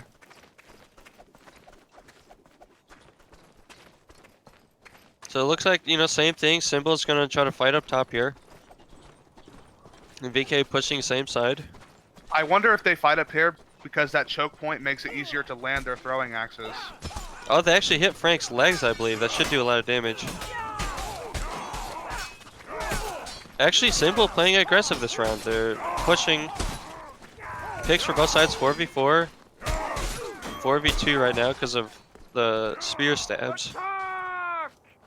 I like that Aegir is not scared to use that shield to just rush into VK. Like other teams might be kind of intimidated by the fact that they're the underdogs, the heavy underdogs, but he's using that shield as just like a formation breaker or whatever you want to call it, just running in between their ranks, and just good to see that. Yeah, Symbol actually playing in a different spot here. They're going to this choke point instead.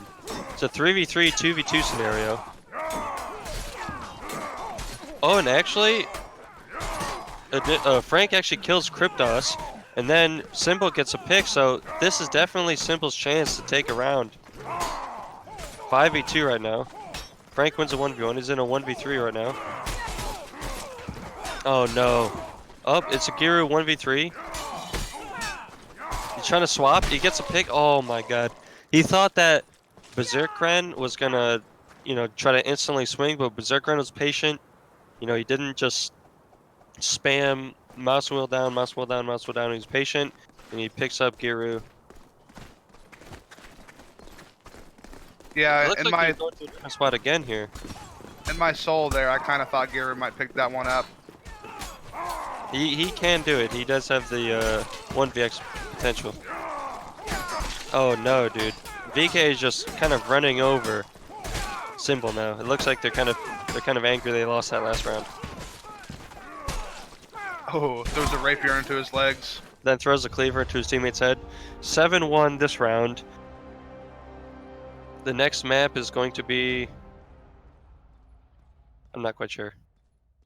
It's interesting to me that Giru likes to run the rapier. I mean, I guess the rapier in a way kind of functions as like a faster short spear, huh? But it's a lot shorter. But I mean, it's got good switch potential. Like you can basically just gamble a lot because you're just faster than most of the heavier weapons. So interesting choice. I'm kind of surprised to see that like that weapon doesn't exist in the NA meta at all. So I've tried it a little bit. The only people that I've seen used the rapier are Giru fanboys in NA. But it's clearly pretty effective though. Like it's a really good flinch weapon because of how fast it is. And basically you can just gamble like half the weapons on the field because you're just way faster. I'm actually not sure how fast the rapier stab is. It's fast.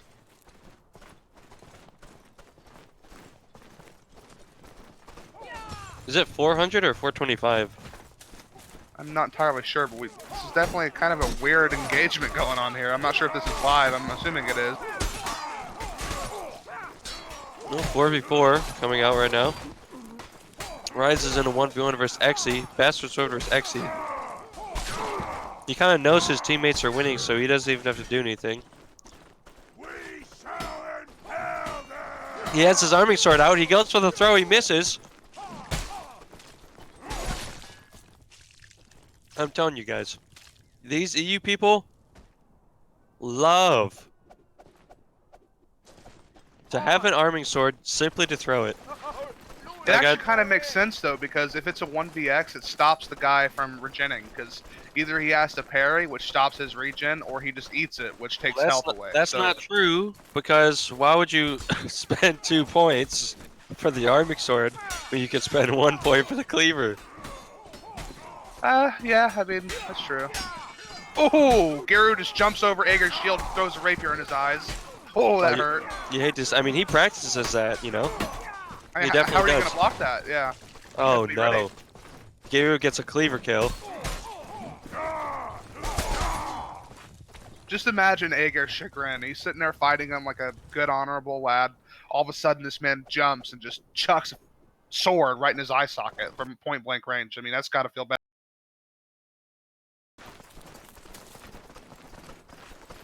I wonder if Giru would be a low-key sick archer.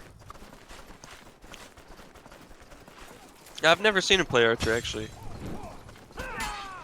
Not even in, like, his frontline scrims. Oh, looks like Giru is pinned in a 2v1. Oh, but... He just leaves him. Yeah, he just leads to 2v1. You don't want to see that. And you know, Muff, that was the definition of why you never leave a 2v1. Yep. He left the 2v1 to meet 2 VK members. Like, hello, what are you doing here? And then he just does nothing. Yeah, and this point's a little bit moot on VK because there's such a stacked lineup individually, but when you have one of their strongest threats isolated in a 2v1, why wouldn't you take that opportunity to knock Gear out of the round as quick as possible?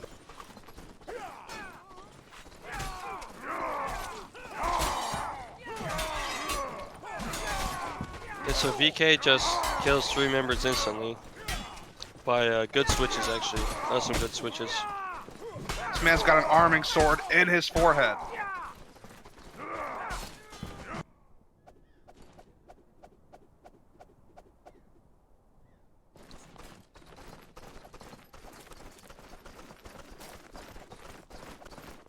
I also like watching Frank because he's just the same player as me but better. Spear, halberd. Interesting to see some of the stab drags and some of the mechanics he has. I mean, in the other tournament, I saw he played War Axe a lot. You'd go 3-3-1 War Axe with Flesh Wound. But he plays kind of everything. So 1v1 on the side here. Judas actually gets a kill on the Rise in a 2v1. Ghost Lion's running to help his team, but they're so far away, he doesn't know really what to do. He goes to help his team because somehow Ager actually won a 1v3 with Shield. He got 2 kills in a 1v3. Shield Messer. Well, he actually got a backswing there. I don't know if it was intentional or not, but one of the VK members was trying to hit him from the back, and the Messer caught him on the backswing and decapitated him.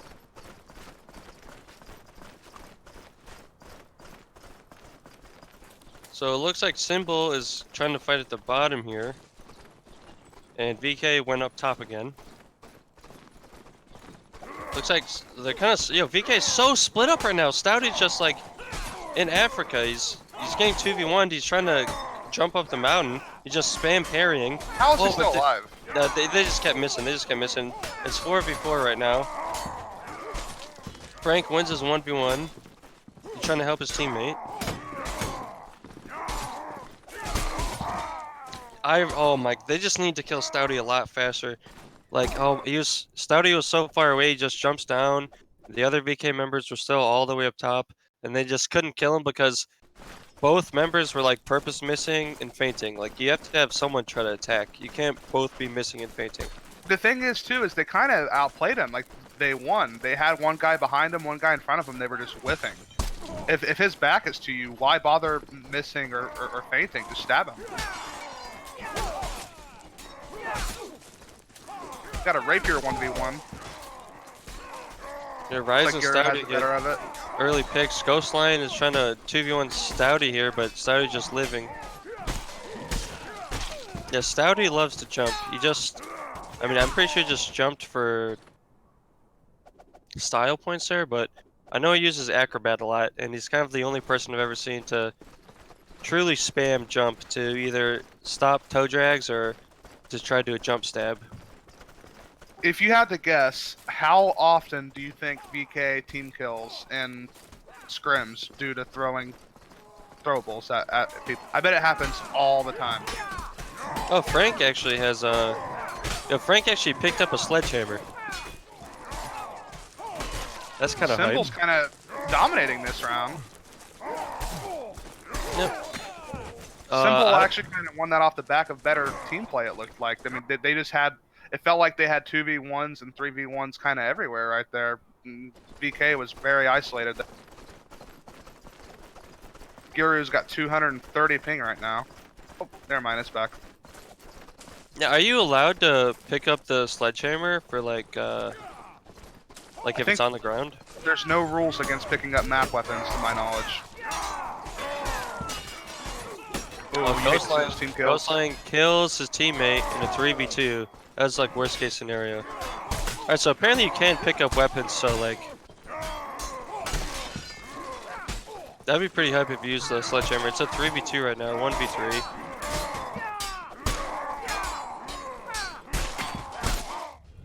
Like, Giru just plucked the rapier from his teammate's back. Yeah, so it is going to be 2-0 in the set, but...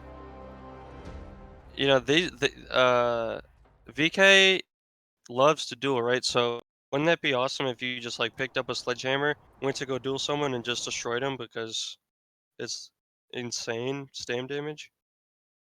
Yeah, something else that I saw in that last round that kind of made me happy is if you remember in the Eternal Kingdom game, I talked about how both teams would just like ignore a 1v1 instead of interrupting it, and one of the players opted to go to a 3v1 like twice in one series. But VK there, they had a 2v1 and a 1v1, and Frank decided to go to the 1v1 even though the 2v1 was closer. So just kind of better on the fly thinking from a what should be a better team, you know. Yep, so Symbol kind of doing this strategy where they try to pick an area to fight and force VK to come to them. They do jump down though and try to engage VK at the ground, which I don't really like. Jumping down to engage is kind of a death sentence in this game. It's over, Anakin. They have the low ground. Right. It's actually interesting how low ground is a pretty decent advantage in melee type combat. Symbol going on the left uphill right here. Kryptos has found a shovel. Oh no. Oh no. I believe they actually call that the spoon, I think Gear calls it the spoon. Gear's The using big maul spoon. now. Oh no, he gets the maul throw. He's going behind him, he's getting some stab damage. Oh, big DK. That's another stab throw, he's trying to fist him. He actually gets punished for his insolence. He just loves throwable weapons. Every weapon he uses, in order for Gear to use a weapon, it has to have a throw function. That's why we've never seen them on War Axe, right? You can't throw War Axe, Gear's not interested. Can't throw a Great Sword, not interested. Yeah, I'm still waiting for the War Axe throw. It'll be soon. TM. Pretty good fire pot actually. Covers a lot of that choke point. Pretty spread out fight. Berserker King gets a pick onto Kryptos. 4v4 right now. 4v2.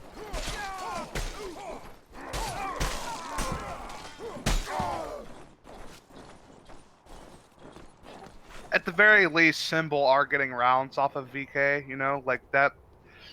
Even if they lose here, I'm actually not sure about the how this tournament is. Like, I don't know if they lose this if they're out, but it probably feels good just to know that they can take rounds off of EU's best team. You know, it's probably a morale booster just to get a couple rounds in a game. Well, we don't know if this is EU's best team yet. That's what the tournament's supposed to find out, right? That's true, I guess. Gear's in a 2v1. He's surviving. The team goes to help him. And this is set map if VK can win this one. That's also subjective.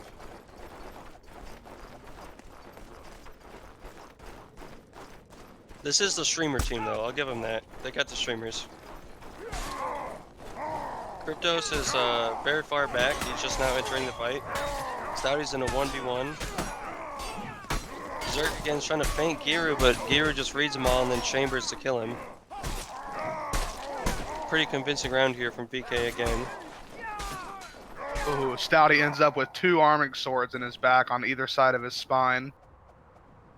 That's the penalty you pay for playing on VK, I imagine. I imagine when you're 2v1ing or 1v1ing, you're going to catch a lot of throwables in the back of your head.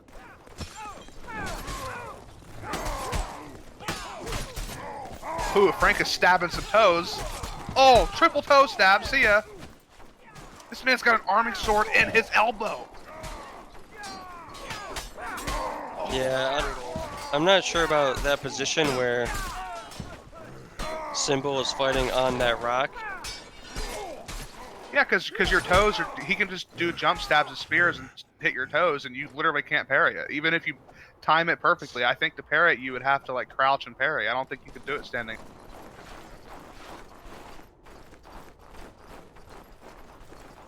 Right. I mean, I guess you could maybe jump the stabs, but I mean, that's just... Look, they're doing it again! Yeah, another instant kick from VK. Rise actually flanked around. And Giru is actually... I don't know if the camera can see this. Giru is on the bridge just watching his team. He's just chilling up there. So this is 6-1 set point for this set. VK is up 2-0 right now. So if they win this one, they advance. This is the quarterfinals first map. Gear is going up on the elevator thing. He drops down. He's going for the maul. He gets the maul pick. Oh, he gets back parried. Gets another maul pick from behind. 5v1. And VK take it. 3-0. Every time I've watched VK play, the other team just looks like an episode of like you know that show where there's like weird injuries in the emergency rooms where there's like a golf club through some guy's head or like just all kinds of weird injuries. I've seen arming swords through the toes, arming swords through the elbows, through the top of the head. Just kind of fuss or cluck, if you will. Like we have Frost Wolves versus what is this team called? Berserker Clan. Yep, Frost Wolves do have Rag, so that's kind of hype. I don't really know much about either of these teams. I know Double has some insane defense. I casted a couple games of his the last stream, and he's got really good defense, and his 1vx is pretty impressive. But I also don't know all that much about either of these teams. I know a lot of the EU players I've talked to consider Double to be like a top 10 player or something like in that ballpark. So definitely a good player to keep your eyes on. So we are waiting on one person from the Wolves to join, Frost Wolves. I wonder if they play WoW. I know Frost Wolf Clan. I don't know. I'm not sure if a lot of EU plays WoW. I know NA plays WoW a lot. It's a pretty RP name though. Something I actually noticed, Yang, I wanted to get your take on this. When I casted the EU matches last week, I noticed that like the meta on both sides has kind of shifted to be more or less the same. Like there's more team play I've seen in EU than there was a few months ago, and it seems like the metas have kind of like converged and they're more similar in skirmish now. Like you'll see spear and halberd players mixed with an evening, two Xes and whatever. Pretty much there's less of like a dueler boy mentality, and it's not as different as it once was.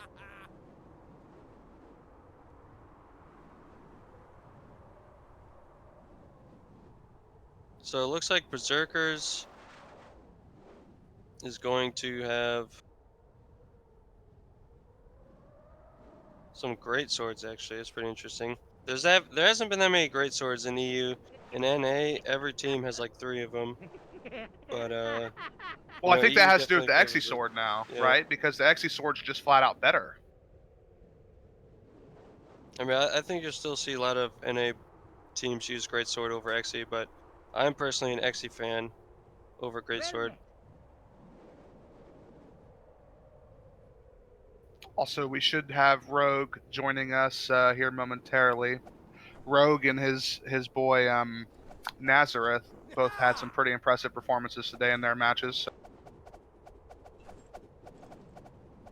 Yeah, so the Frost Wolves should be favored on this map because it is snowing, right? So if there was ever a map to win on, it'd be this one. Get your dirty roleplay memes out of here. We're not having any of those. I'd say their worst map would be like Tourney or something, or the Pit. Yeah, the Pit because it's a desert. Well, Berserker just going through the middle here. And Flash Wolves get an instant pick, but then Berserker's answers with a pick of their own. Rag is trying to do a 2v1, he gets a good cleave. And that just kind of spiraled out of control from the first pick for Frost Wolves.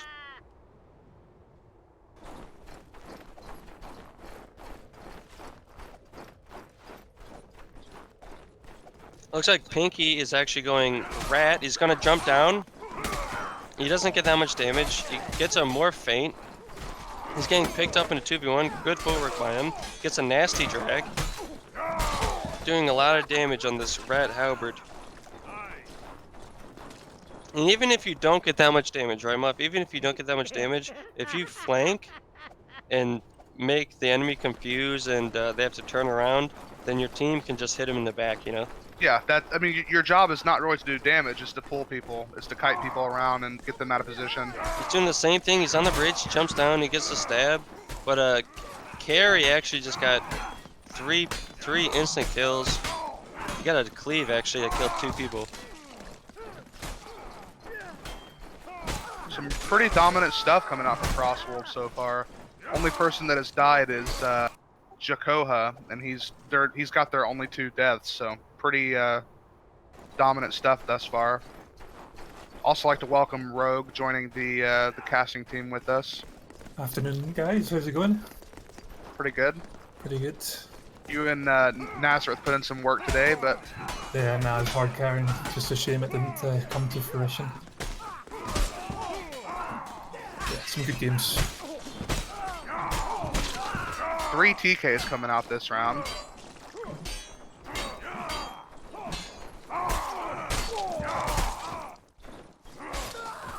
Yeah, it's not looking too close just yet, but let's see if Berserkers can maybe change something, maybe change the strategy. I don't want to see them maybe like don't push through the middle that much because it hasn't been working out for him that much.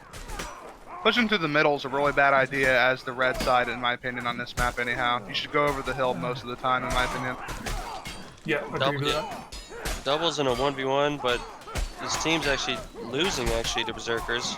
So hopefully he can win that 1v1 in time. He doesn't win it in time, he gets swung in the back. But basically, if they push through the middle like they've been doing, right? It actually allows like Pinky to like jump from the bridge and like just cause chaos. So if they just waited like just before the bridge and just kind of chilled and waited there, you wouldn't be able to flank as much.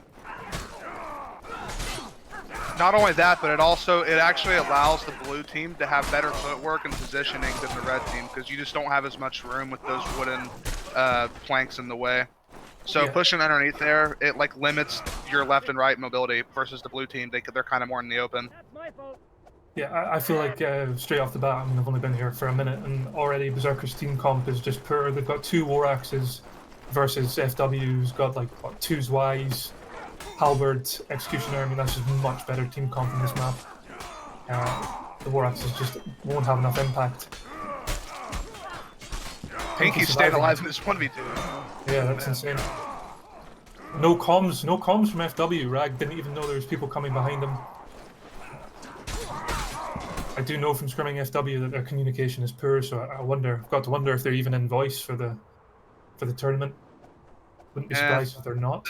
The surefire way to get pissed off too. There's nothing worse than one of your teammates just getting tilted and complaining about how he dies versus telling you that the guy that killed him is flanking you. I mean, we're assuming they're even in voice. From what I know of FW, I don't think they'll be in voice at all. Oh wow. Yeah. Pac-Man going for a switch here. I think he just hit Pinky in the back though. Pac-Man's just cleaving through. Kills Pinky as well. For anyone who doesn't know, Pac-Man is Carry. He's FW's leader. Yeah. He's one of the top jeweler boys in Shiv in EU back in the day. It's 6-2 at the moment to FW. Not really seeing much of a change from Berserkers in terms of their strategy. They're still opting to come through this little choke point. I really don't think that's a good idea, and it's not working out for them either. Rag is bossing in this 2v1 right now, though.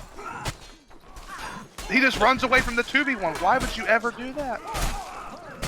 Oh, Rag.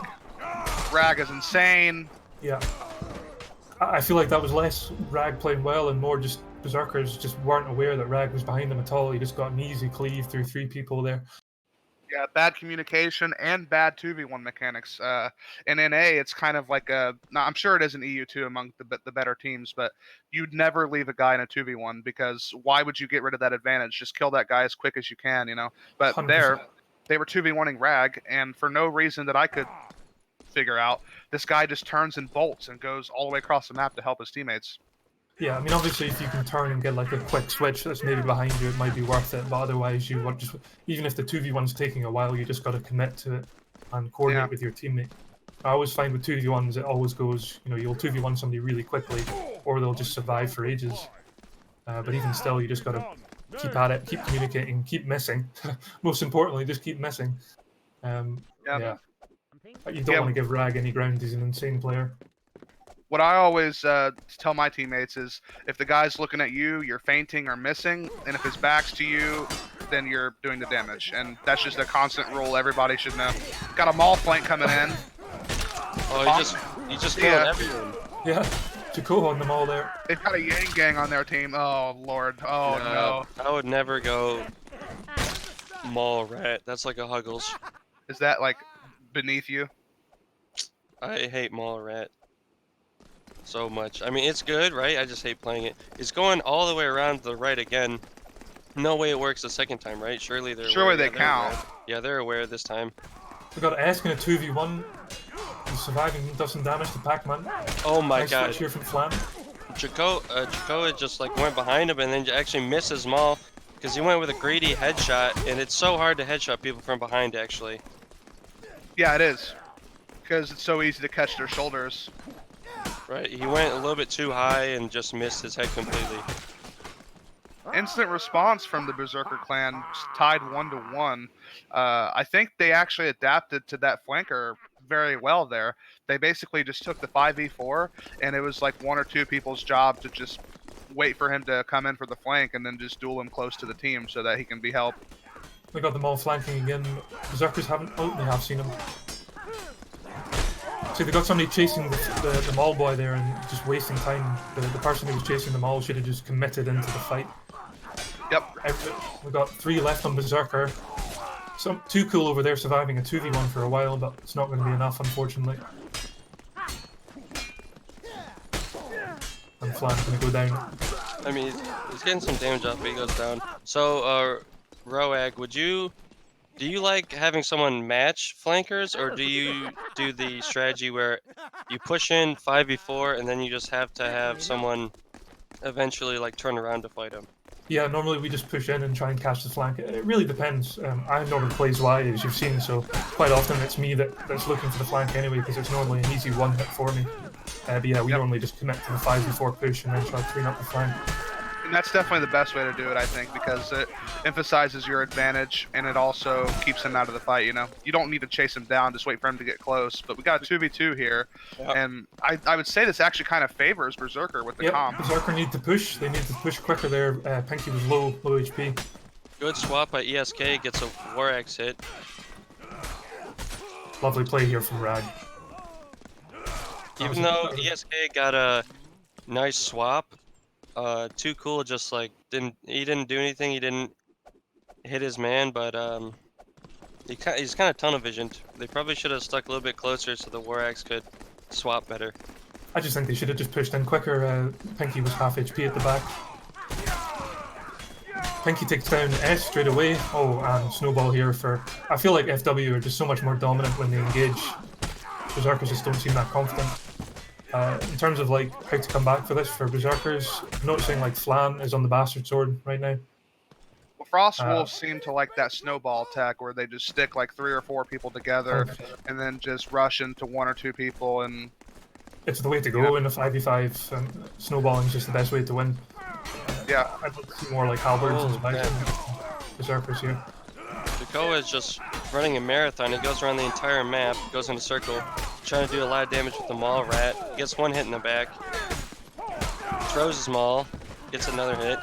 Pinky literally went in 1v3 at the start of that as a rat halberd and actually got like a pick by himself. That was pretty crazy that he was able to do that. Going in as light build initially is actually quite a good strat because you can just bait them to push you. You just kind of dip in, get a hit off or miss, whatever, and then just dip out. And they'll just kind of chase you into the fight. We do that sometimes. I definitely think it's a good strat, actually. Pinky's really tough to kill as well. His 1vx survivability is pretty insane. He's just a bit of a weird player, really. Everybody in the EU think Pinky's a bit weird the way he plays, but he always survives a long time in a 1vx. I think he actually plays in third person. If you watch how he plays, it doesn't seem like he's in first to me. Yeah, that would definitely help the 1vx, I think. I mean, if he's playing third person stretch res 100%, he's going to be able to see so much more. Yep, just 5-0. for Frostwolves there. 7-1 final score for this map.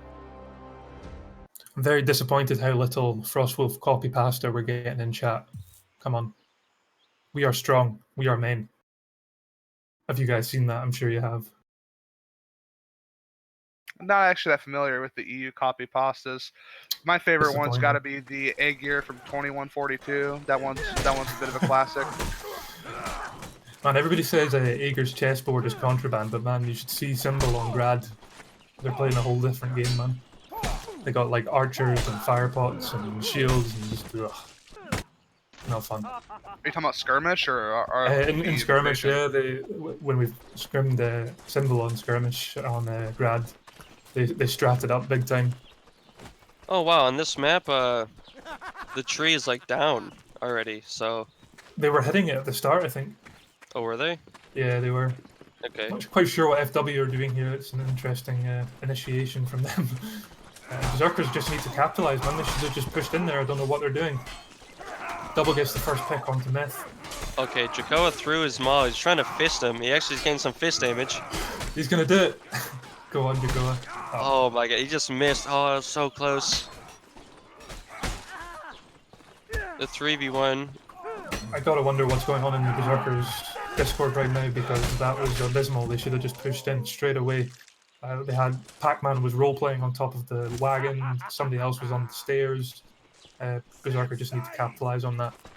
I mean, it says a lot about a team if you're confident enough to throw your maul at the start and just try to fist someone to death. Like, it says a lot about the team's confidence right now. You're looking pretty strong here. Reshirt just doesn't turn around and gets mauled in the back. Got a 2v4 going on. S goes down and Flan is going to follow.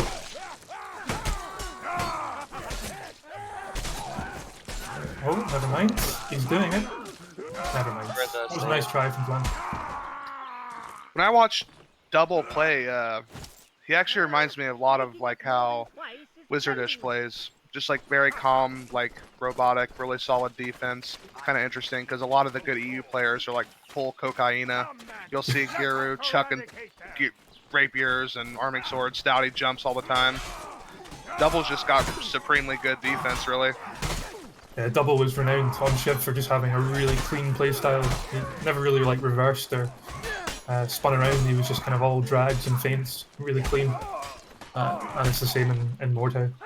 Yeah, his defense is what is most impressive to me. It's just like he just doesn't really eat free hits, but you kind of have to work to get a hit on him. Yeah, 100% agree with that. Double's an outstanding player. One of like my all-time favorites to watch.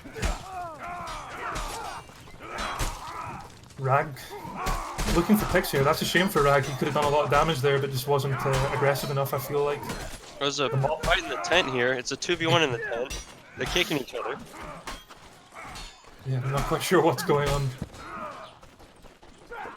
Some action in the tent there. It actually goes 2v3 here. Berserker's way. Look at that movement by Double. Oh. Grab your weapon.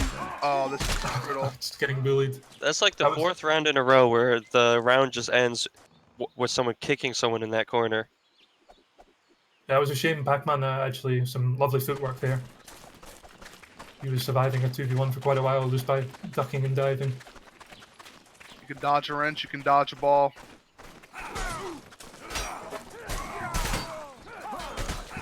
Oh, instant pick on Rack. It's 3-3 now. Look at Pinky though, the absolute sicko. It was close. Flan surviving in the corner. 2v2. Double with some great drags, good swap, good feint. He pretty much did so much work in that 2v2 actually. He got like 4 hits. Yeah, and his teammate did well to stay alive in that corner too and just take the aggro while he's just smacking their back. Yeah, Flan survived really long in that 1v2. I feel like his teammate let him down big time there. Double's opted to go for the greatsword instead of the executioner sword. Maybe he's just not feeling like the no combo is cutting it for him. Nobody's got a pick yet. It looks like it's going in the way of Berserkers. We're at 4v4 right now. Pac-Man goes down. Double winning his 1v1 here, no surprises there. Yeah, good spear play by ESK, actually. He got 3 kills this round. It's a 3v1 right now. Yeah, 4 kills this round. Just great spear play. He constantly stabbed behind his teammates and made it hard for the enemies to parry. And he got some good stab feints off too. In terms of individual skill, Esk and Flan are the 2 stronger players on Berserkers. I'm not sure how I feel about Flan on the Bastard Swords. He normally plays like Halberd and Scrims, and I always think he does a good job. FW getting the first pick straight away, followed by Esk.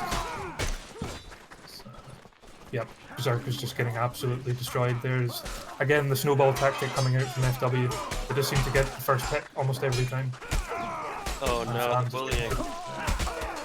Yeah, and that kind of goes back to what I think the meta difference was between NA and EU is like VK is very strong and very dominant, and they like to do like a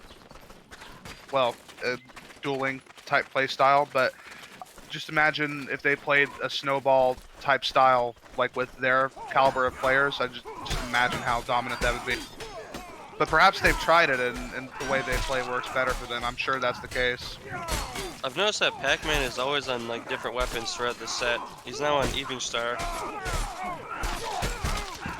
Yeah, I wouldn't say it's fair to say the VK just duel. I think just their way of, like normally you'll see the 4 guys, you'll see Rise, Stouty, Giru, Crit, you'll see them go in for duels, and then you've got Frank on a light build normally, and he's going for switches, and the guys can survive for so long in their duels that it doesn't really matter anyway. Yeah. I suppose it's the same for Tempest and NA. See, VK can really just do whatever This the is hell what I they want. wanted to see the last round, where the blue team just smothers the red team at this choke point. Pinky's staying alive forever in this 1v2. How?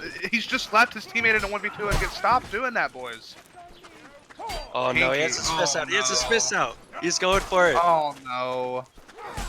Oh my god, he gets him! Too cool, didn't want to get styled on, so he gambled them, but then Pinky hit him. That is embarrassing. And you gotta think too, he's gotta feel so betrayed because his teammate was just like, I've had enough, I'm out of here. Just leaves him 2v1ing this guy in the corner. Like, you really hate to see that. Yeah, so Frostwolves take that 3-0. Frostwolves winning that, not surprising. I think Berserkers could have put up a better fight. They're also missing one of their best players, Tsuni, or Suni, however you want to say it. Not sure why he's not playing. He's definitely one of their best. But I think they can go back and watch the VOD and they'll see where they made the mistakes. Poor 2v1s from Berserker. And I feel like poor weapon choices as well against FW, who are just dominant team. You just want like long pokey weapons and parrying. That's all they you need to do. They didn't seem to like to use supportive type classes. Like I didn't notice them running like Spear or Halberd. I mean, I know ESK was running Spear, but I didn't see any other really ranged alternatives for them. The next match is going to be the Banter Boys versus Storm, which should be pretty cool. I like watching Storm play. They're very innovative. Yes. In your opinion, Rogue, who is the favorite here? Because like we're NA guys, so we don't scrim these teams all the time. Who do you think should be the favorite here? And is there any players we should watch in particular that may be the top performer? I mean, honestly, I'm not sure what to expect from Storm. Funnily enough, my team's never scrimmed Storm. I ask them for scrims all the time, but they're always busy. I think BB should take this. I think it will be close. In terms of individual players, BB obviously I think you've seen most of them before. I think Monk, all the players on BB are strong, to be fair. Clockers has tons of experience, so do Kawhi and Adam. Monk and Table are kind of the 2 newer players on the team in terms of overall experience, but they're still fantastic players. I think Monk's a great skirmish player when he's not tilted. In terms of Storm's players, Nicanor has like 2,500 hours in this game, so I'm expecting good play from him. Saved One was actually a pretty strong Shiv player. He's got a lot of Shiv experience, so again, expecting good performance from him. Helsing, don't know. Tarantus, don't know him either.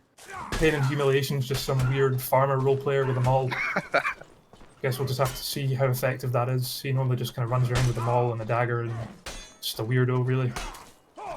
Something I like about Storm, one of the innovations they've done that I think is interesting is on their halberd players, they'll opt for no head armor and stack the leg armor, and that's because like in the meta, it's popular for an Xe sword to go dual halberd support because you can one tap the legs, but all he has to do is crouch and do weird body movements, and he can stop the one hit capability. You know, so like basically it's very movement oriented, right? He's got to keep his head moving to not get hit, but it's easier to hit leg shots than head shots. So This Yeah, is an I don't- interesting strat coming out from Storm. I don't think that's allowed, and the rep tells him he to should stop collapse doing on the that. right here. 4v3. Lots of fire pods coming out. Yeah, Adam BB actually are just goes very down to the split. fire pod. Yeah, great fire pod doing a lot of damage, gets the early pick. BB are still in this though. Clockers, oh, unfortunate. Clockers had a lot of damage potential there, but just couldn't get it out. Yeah, with regards to like no helmet halberd build, I think it's stupid. Honestly, like I main Zwei, and anytime I see somebody with a level 1 helmet or no helmet, I'm all over that. You know, I'll go for the one shot every time. Right, but if you watch how Helsing plays, anytime he's in danger, he moves in a way to make his head not an option. Like he'll crouch and look away so you can't hit his head.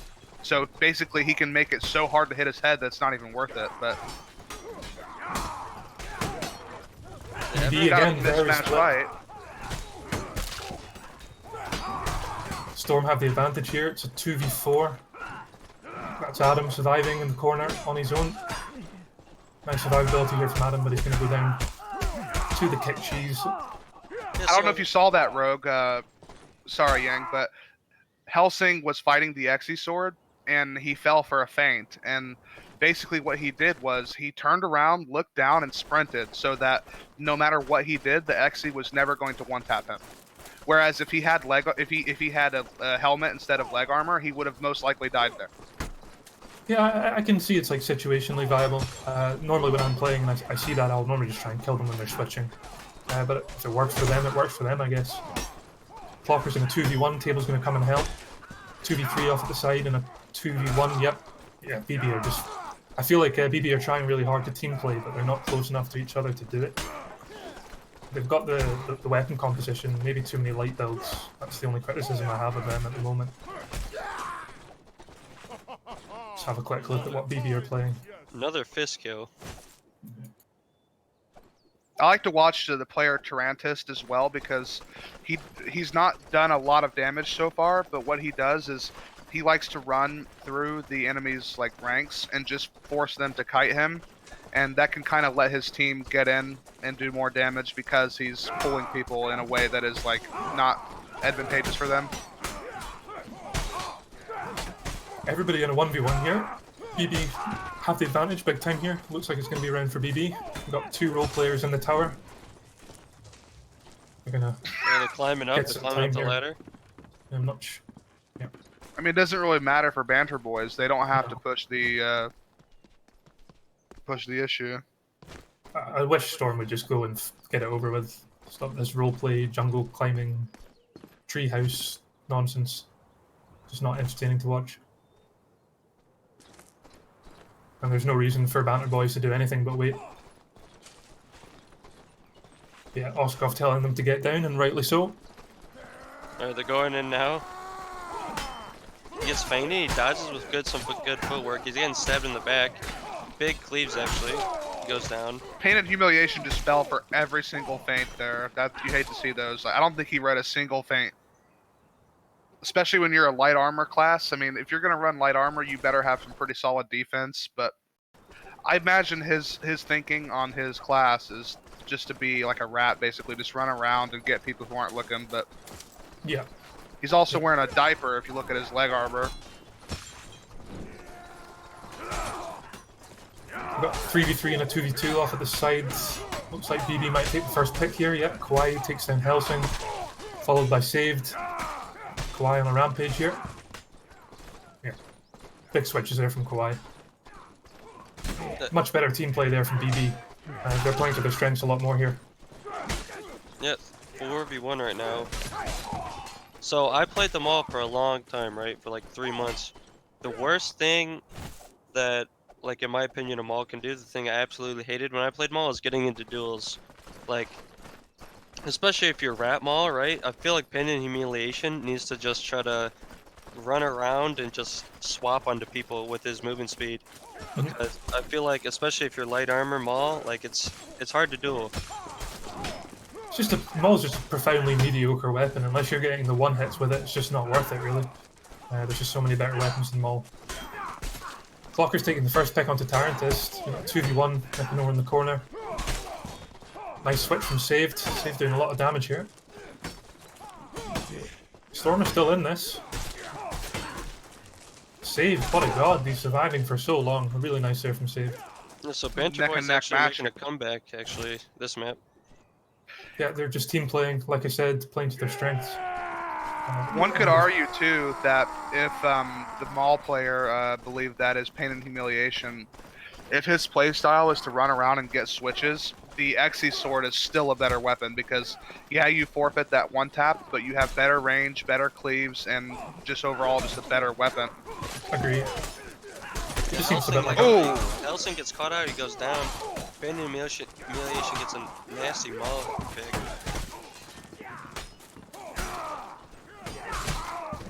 You're 3v1 right now. It's a Maul feint. Oh, he goes down to the halberd. The problem I'm seeing. Oh, sorry. Go ahead. No, on you go. Carry on, please. I was just gonna say that Pain and Humiliation's weakness seems to be defense. If he gets locked out into a duel, he just doesn't really seem to be able to read feints, and just kind of like a liability if he's not doing well in like the movement category. We got some rocks thrown right here.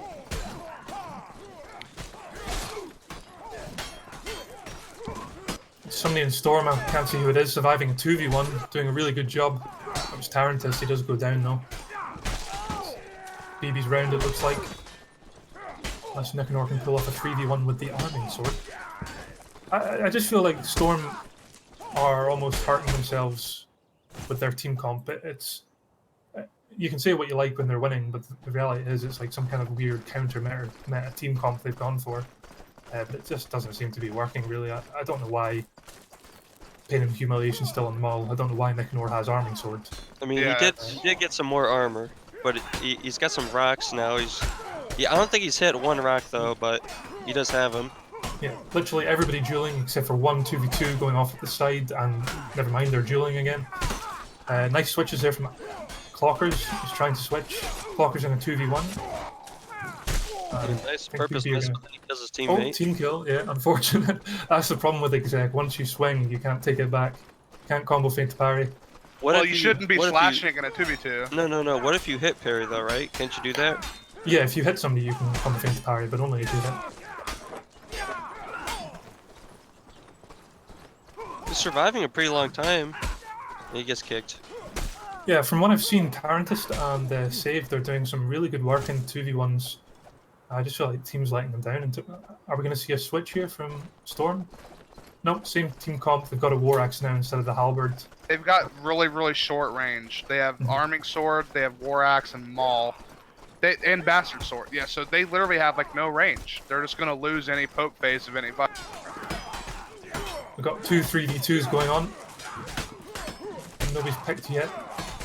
Nicanor doing good work here. Adam goes down in a 2v1. Yeah, Helsing has been in a 2v1 the entire time, and he wins it! Oh, Clockers is just about to win a 2v1 as well. Never mind, Nicanor's still in it. Helsing finally gets help, wins his 2v1. Yeah, if you were ever in a 2v1 scenario, I think like the War Axe is one of the best weapons to win it with. Yeah, because the combo feints are just so intimidating, and you can just get one hit, and like you can even do that thing where like you get a hit and then you combo it into an Excel, or you can do a combo into an Excel feint, and just the amount of players who are going to be ready to read that is just gives you pretty good odds. Clockers is late to the fight here, not sure about his throwing axe strategy going on. Just kind of running around the pillars. So Pain gets a one hit with the Maul. It's a 3v5 at the moment for BB. 4v3. Adam stays alive in the 2v1 for a long time. Winnable. Clockers needs to get the pick. He gets it. 2v2. Insane 2v2 there from Clockers and Kawhi. I think BB are going to take this one. Clockers just eats the Excel. Lovely play from Clockers there. Oh, 1v1 Kwai now. almost got the double parry. Yeah. That was really nice from Kwai and Clockers. They just did 2v2s in a row. Clockers was pushing so hard for that switch, and he got it. If he Yes. didn't pull off that switch, they would have lost. Very good comeback from Banter Boys that map, actually. The first couple rounds were all in favor of Storm, and they just swung into BB's favor. Yeah, I feel like that's literally the only advantage of Storm's team comp is the initial surprise of kind of, what the hell are these guys doing? It's just a bit strange to me. Seems like they've got plenty of good players on Storm. They're just not able to utilize their full potential in terms of like what weapons they're using. I think it might be a little bit better on Grad, especially like the Arming Sword or Bastard Sword, whatever it is that they're playing. I don't understand we'll see. I don't understand the logic behind the arming sword though, because wouldn't aren't you just better off spending one more point and getting a bastard sword? Like I just don't get the arming sword pick. Yeah. Truth is, I'm not so familiar on Arming Sword versus Bastard Sword. You'd have to ask like Reich. He probably knows all the answers to that. The Bastard Sword is 4 points. Yeah. Arming I think the Sword's 3, right? No, The Arming Sword is 2. It's good. The Arming Sword's good. It's just not. It's not a halberd or a Zwei or a great sword or an exec. All these weapons that you can take. Roeg, what are your thoughts on the falchion? I heard Reich saying it's a better messer in every way. I take everything that Reich says with a large pinch of salt. And I would recommend everybody else to do that as well. Falchion's alright. Yeah, it's okay. It's kind of just like one-hand messer, really. It's got a decent really stab. sick drag. Yeah, you can do some like nasty drives with it as well. It's okay. I think it's better than like is it 3 points? I think for the Falchion. Yeah. It's certainly better than 3 points, but I don't think that means it's been like viable. Playing dodgeball out here. Yeah, lots of projectiles coming in.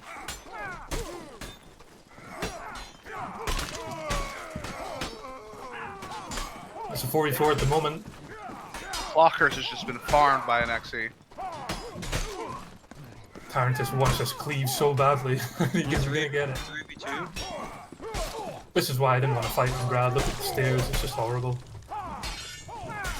Yeah, Grad is a hard skirmish map. It's a 2v1 right now. Oh, that was a good swap attempt, but he parried in time.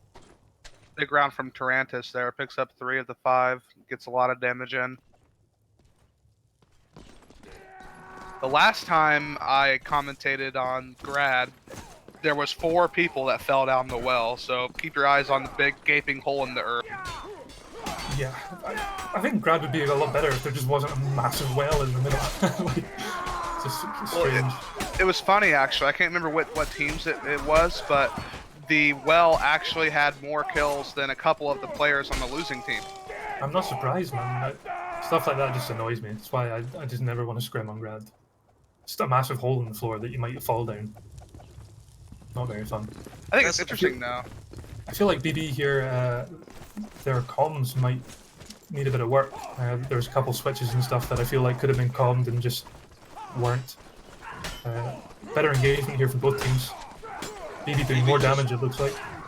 BB just pushing him into the wall right here. Yeah, lovely switch there from Clockers. But that being said, Storm just takes 2 picks. It's currently a 4v3 in favor of Storm. Yep, Storm just snowball there. That's a shame. I feel like BB just didn't capitalize on their momentum there. Clockers got a nice switch and the first pick. But BB's flank just crumbled. I think if these teams want to play dodgeball, I feel like they should focus on the players with the lower armor, like Table, who's kind of lower armor halberd. Ooh. Big team damage coming out there from Monk. He just smacked Clockers in the back. Table in a 2v1. He's surviving nicely. Monk switches onto his teammate for some reason. Not quite sure what Monk's doing there. Insane there from Table. He survived the 2v1 and killed one of the players, even after falling off the stairs. Oh, great stab swap. 2 stab swaps in a row. Tyrannus can definitely do this. I think he needs to play a little bit more aggressive. There we go. Chamber.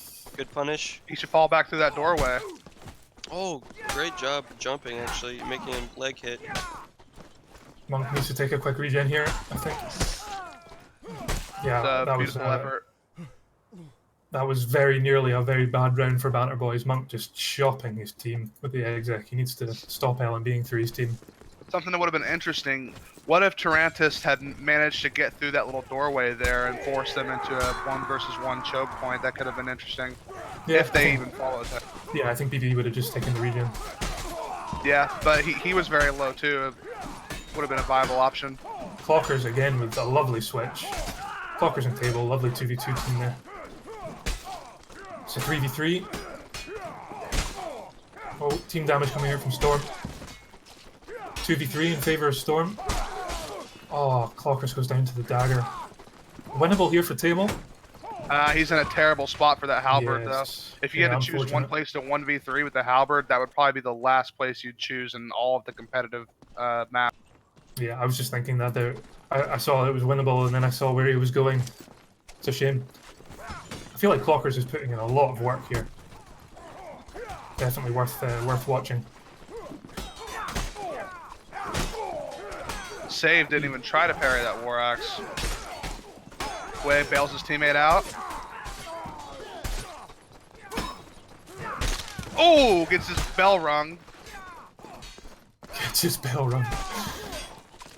But 1v3 for Tyrannus. Nice try. The most satisfying thing to do and watch, I think, is maul headshots. I never get tired of seeing someone's head explode. Unfortunately, I never get to see someone's head explode because I have ragdolls off. I've got ragdolls off as well. I don't know why anybody would have ragdolls on. Unless you're Venitus Melee Spectate Cam. Of course. We do have a 1v1 over here. Away versus Tyrannus. Clocker's going for the switch. Clocker's just constantly looking for switches here. It's a 4v3 at the moment in favour of Storm. We've got Table on a 2v1. Clockers runs to help his teammate, but he's dead. Two 2v1s going on. Unfortunate. Pain and Humiliation was about an inch from falling down that well like 6 times. He went for 2 big maul switches that would have happened if he didn't get his maul caught on that wooden beam at the well there, so that was pretty funny to watch. Yeah, I saw that. Somebody asked in chat, do you ever see archers in comp? Not really in EU, no, but in NA sometimes. Monk gets first pick straight away onto saved. Oh, he's gonna fall? No. Thought Pain and Humiliation was gonna fall down the well there. Monk looking for his second pick. He's gonna get it. Yeah, Monk doing great work on the executioner there, just cleaving. Tarantis kind of tunnel visioned on his duel there a little bit. He's got the Exy sword, and the Exy sword's a great dual weapon, but when you have that kind of damage, you're better off actually going smacking people with your team to get 2 hits, but it happens. Yeah. Tarantis Doing it going for again. Both teams kind of hesitating here. BB should just push into Storm because they're so late. Tarantis in a 2v1 in the doorway. Whoever's with the Bardiche just left. Probably a good shout. Oh, he closes the door on him. Oh, Monk with a nasty come from behind cleave. Gets 2 kills with 1 swing. He kills his own teammate though. That was good good decision making there from BB.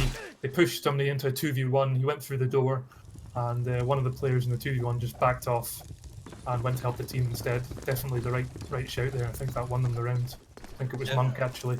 Yeah, Monk closed the door. Oh my god. Yes, that's what I'm talking about. Table, he has no armor. He just gets taken out due to throwables at the start of the fight.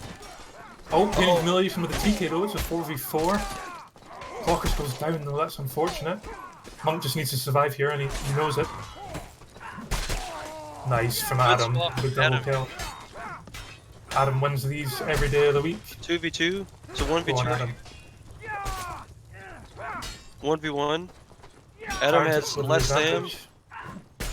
Oh, double Adam. 2. Nasty drags. Goes for the kick. Goes for the stab feint. Beautiful Boom. round from Adam. He Fantastic single-handedly play from bailed them out of that round. Yeah, fantastic. He survived the 2v1 perfectly. And that lovely switch onto Monk, who was Monk survived the 2v1. Adam got a crucial switch and then won his duel. Bailed his teammate out massively and got all the kills necessary there. Yeah, props to Monk for surviving there as well. Tarantis slithering in the shadows. Oh, look at this, man.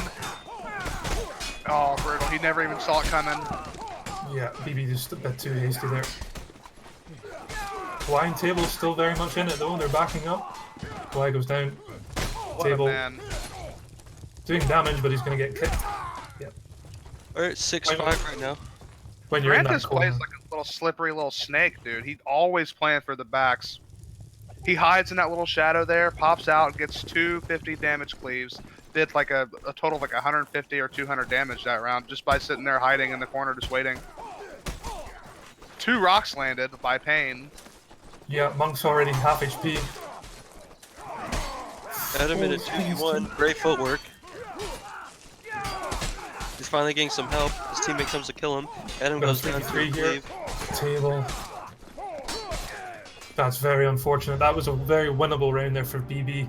Table almost brought it back, and then I think he just got like kind of hit for 80 damage by the greatsword or something there. Oh, table's tilted. Tilt. Yeah, there's going to be tilt going on in BB. I think that's the thing with BB. They're a solid team. They've got some fantastic individual players. Their team plays there sometimes, but they've got a lot of tilters in the team, and once you tilt, it's very hard to untilt.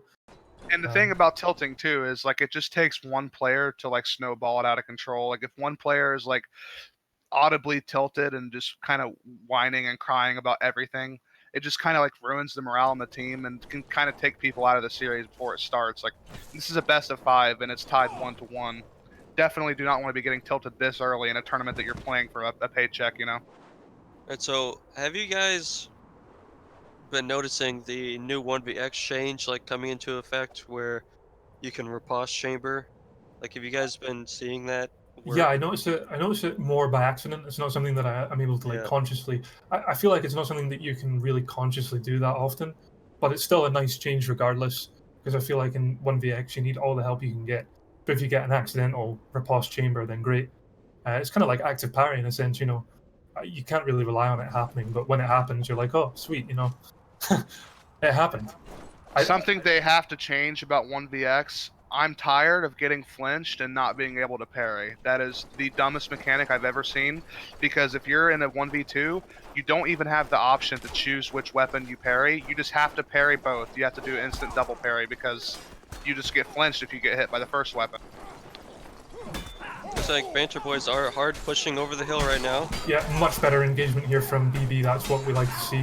Nice and aggressive. Oh, team kill coming out from Storm, and poor round there from Storm. BB just pushed straight over the hill. Clockers catch the flank. That was a good engagement.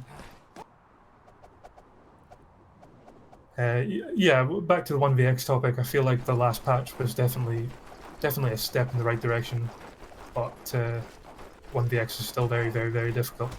Yeah, getting flinched out of your parry, that alone would help a lot if they just got rid of that stupid mechanic. Overextension here from Banter Boys. Monk just waiting for the flank instead of pushing in. Got Clockers in a 2v1, and he goes down. Adam needs to win his duel quickly. Monk in a 2v1. Great double parry. Oh, that kind of phased through him a little bit. Unless he ducked. He ducked. Nice parries from Monk. Nice try. Oh no, the BM. Yeah, if you notice that engagement there, I feel like that could have been another good aggressive push from Banter Boys because 2 of the Storm chaps were late, but they lingered. I think 2 of the Banter Boys pushed in, and then the rest of the team just waited for the engagement to start, which was a mistake. A little spread out fight right here. PB should push the hill again. They're going for it. Got a 3v2 off at the corner. They're not closed out fast enough though. It's a 3v5 in favor of Storm. No. Oh my god, Helsing just wins the 2v1. Circling around like vultures. Vultures with feet. Oh no, here come the feet. Oh god. Run, run. That was again another like good potential engagement for BB. They could have closed out that 3v2 off on the left side quickly, but they just didn't for whatever reason. They were too busy just waiting around. It's great footwork by Helsing to go in between the 2 people that were trying to kill him. You know, he is a little bit faster because he doesn't have a helmet on, so it definitely adds to his footwork capabilities. The best thing is too when you run in between 2 people in a 1v2 and they hit each other. Yep. It's a Halberd 1v1 here. He's getting some help from his team. Tyrannus gets stabbed in the back. It's a 3v3 right now. Koei loses his weapon. It's a 3v2, 3v1. Monk in a 3v1. He de-arms him, but he didn't have the range.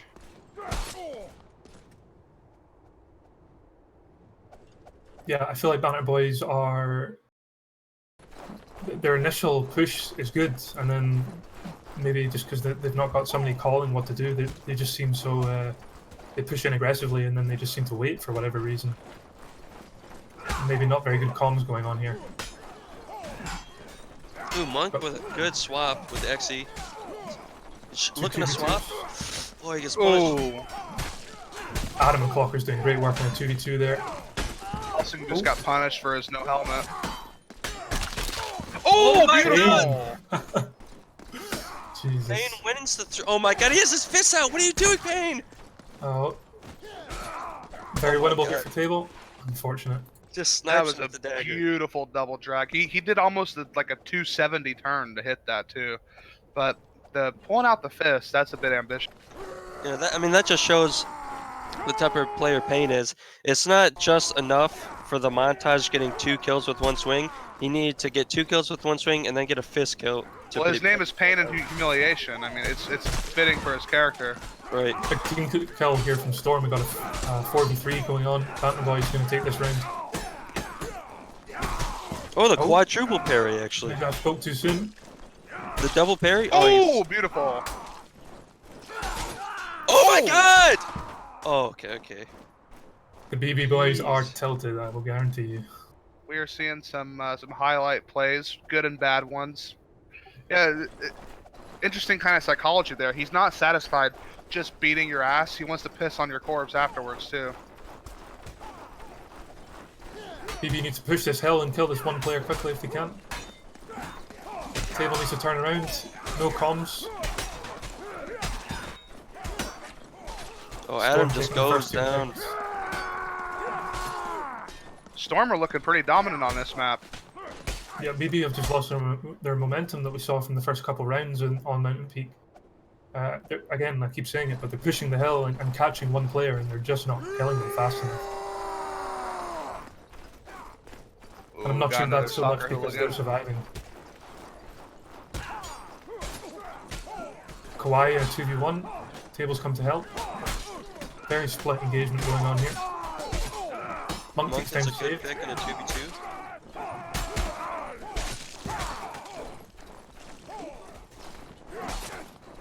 Three up for both players, both teams. Kawaii disarms Pain. Kawaii in a 2v1. There's 2 Got 2v1s no going stab. on right now. Helsing wins his. It's a 2v2. They're just going to look to regen, I think. Both teams have some injured members. You would think this should favor the Banter Boys. They have kind of a better comp for this. I actually Definitely. like the Hybrid Maul if they can stick together and not split off. Banter Boys back to back actually. Maybe they can. Monk is low stamina his duel though. He takes down Pain regardless. Helsing goes down. Do you see what I mean about Helsing's footwork though, Rogue? How he ducks his head down and sprints away so that you're forced to hit his heavy armor and not his head? Yeah, I don't think it's necessarily not viable. I just found from experience, at least when I'm playing, it's something that I always look out for. If somebody's got a one hit for me with his Y, I normally find that I get it. Then again, as I said, I've not fought Storm, so maybe I would get the pick. Clockers takes the first pick onto his Y, onto save, and Nicanor refrags with Monk. Ooh, Payne gets a pick with the Maul. He's in a 2v1 right now. He throws his Maul. That's some good damage. Takes out his dagger. Stabs him in the back. Nice try there from Adam. Oh, you can tell Table is pissed. You know what the funny thing is? I actually think that like Mountain Peak is one of the better skirmish maps. Yeah, I agree. Contraband has It's pretty like balanced. 2 pillars. Or For 5-5, I like Mountain Peak. Mountain Peak and Contraband and the other maps, not so much. It's okay. It's okay if Blue can counter the bad spawns they get Yeah, the by spawns, grouping up. spawns on blue are abysmal and they should be changed. Quite sure what's going on in this engagement, but Storm do have the advantage. Yep, Storm won the 2v2 on the right, and then they just sent in the reinforcements to help with the 3v3. It's 2-1 for Storm at the moment. Very winnable here for Banner Boys. They just need to untilt and bring it back. I feel like they were playing fantastically as a team in the Crossroads game, and I feel like they played really well at the start of Mountain Peak. I think it's largely just down to the tilt factor and like their communication just isn't there. So we've got like people pushing over the hill, which is good, and then you've got people like lingering back behind. They just need to commit to a push and try and get the first pick, like they were doing on Crossroads. Yeah, on Mountain Peak, I'm not a fan. If you're red, I'm not a fan of pushing underneath the scaffolding or whatever. I think it's always better to go over the hill together than it is to run through a choke point where you're limited on your left to right footwork, because of the planks in between. Yeah, I agree. Most of the time people don't push the hill because the ground's uneven. But in actual fact, if you get 3 people pushing the hill, let's say you've got a Zwei, a halberd, and a spear, for example. 3 people can hold that hill against 4 or 5, while 2 flank, or 1 flanks. It's just a much better engagement overall, I think, for red to take the hill. It's more consistent, especially with how aggressive Banter Boys like to play. They could have just kept pushing that hill and kept pushing it, which is how they won the first couple rounds. The problem with playing aggressive, though, is if you have no cohesive leadership, you can just kind of like scatter to the wind and not have any cohesive idea of how to play. Yeah, everyone in Storm just throwing axes right here at the start. Oh, big snowball here from Storm, just taking out 3 members of BB instantaneously. You know what's interesting is they're all throwing axes, right? But I think it'd be a little bit better if they just all concentrated on one person in particular instead of kind of spreading the damage out, Well, it sort of depends, right? Because if you hit 1 throwing axe on 3 people, all of a sudden 3 people are 2-shottable with no weapon. I mean, yeah, but wouldn't you rather have the 5v4? I mean, yeah, maybe. Oh, there we go, there we go. There's an instant pick at the start. Frag here from Clockers. We've got one of the Storm guys in a 2v1 off the side, but it's not going to matter. He's survived. I think Storm are just trying their best now to tilt Banter Boys. I mean, yeah, probably a good strategy though, with their fragile mentality. Ooh, nasty throwing axe from Saved. Actually, gets a headshot. I've been saying this for a while. Oh, sorry. No, please carry on. Well, I love the throwing axe meta. Like I like to see it because in Chivalry, like the opening engagement would be like a barrage of throwables, and then you would go in, and so it just adds like another flavor to the combat. I think I've always been a fan of it. They could always run Pavises as well. 1 point to counter 2. Storm getting the first pick again. Monk in a 2v1. Clockers in a 2v1 now. Clockers is doing great work surviving though. Takes down Nicanor. Yep, he's trying to win his 2v1. He already killed 1 person. Clockers is playing very well here. Oh, nice kick. Wins his 2v1. That was all Clockers that round. All Clockers. Yep. Fantastic 2v1 off at the side there. Like I said earlier, BB has plenty of. All the players in BB are as skilled or better than me in terms of individual skill. But it just looks like they're falling apart in the team play here, which is really unfortunate to see. Well, they're not really snowballing. They're very individual. Like they play very individually. Oh, instant pick from Storm. I think it's just the tilt factor coming into play now big time. He throws small, actually does decent damage. Oh no, Payne just gets a fist kill after he threw his maul. He's going for another fist kill maybe. No, he's going to pick up some throwing axes. Gets 1 throwing axe, 2 throwing axe. He's going for the fist. He dies. Now, if they've been tilted earlier, surely they will be utterly pissed. Like, this cannot feel good to just be getting barraged at a distance. But to be fair, throwing axes travel pretty slowly, so if you just see throwing axes flying, I would just start parrying. I mean, it's not that easy. They are parrying, but there's like 12 coming at you. Like, I think the only thing you can do is just have a Pavise, dude.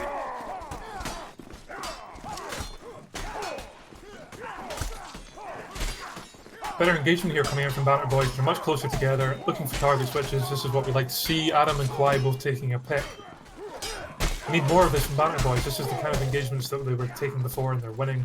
They're grouped up, they're close together, they're getting the switches. I feel like Storm are probably a little bit too comfy right now, and if Banter Boys are able to kind of turn it on again, the tables could turn very quickly. Well, the vibe I'm getting, like, I feel like they're spamming throwing axes because they know it's getting into their head. Oh, 100% for sure, no doubt about it. The Russians love to tilt people. Storm were actually. Oh my god, another one. Takes a one-tap dirt nap right to the forehead. Clockers with a TK onto Monk, that's unfortunate. I definitely think Table needs. Table just Table left. rage quit. He just like.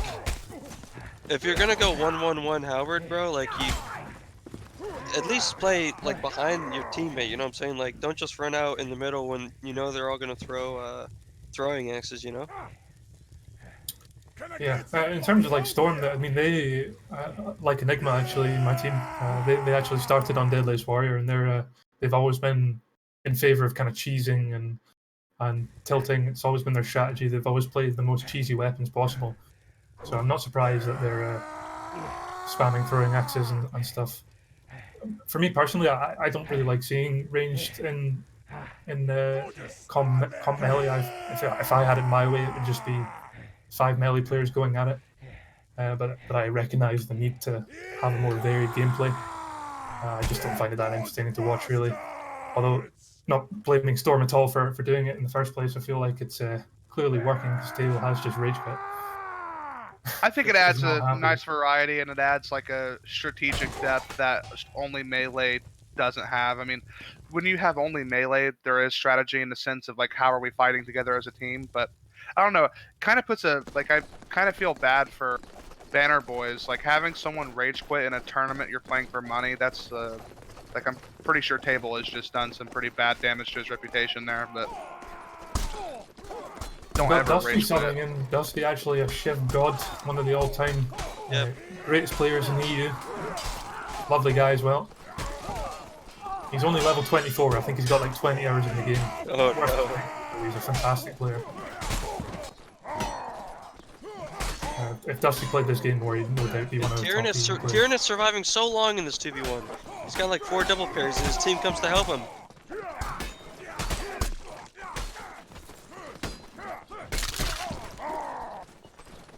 Yeah, Tyrann has survived forever in that 2v1.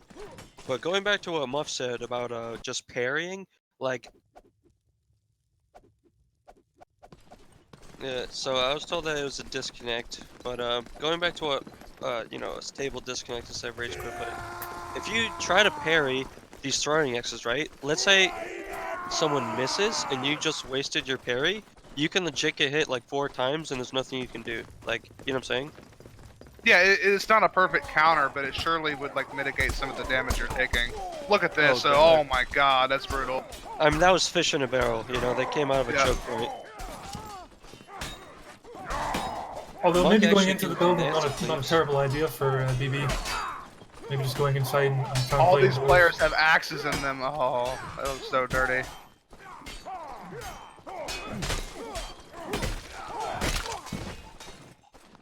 Table going off in chat. He's not happy. Banner Boys actually survived that.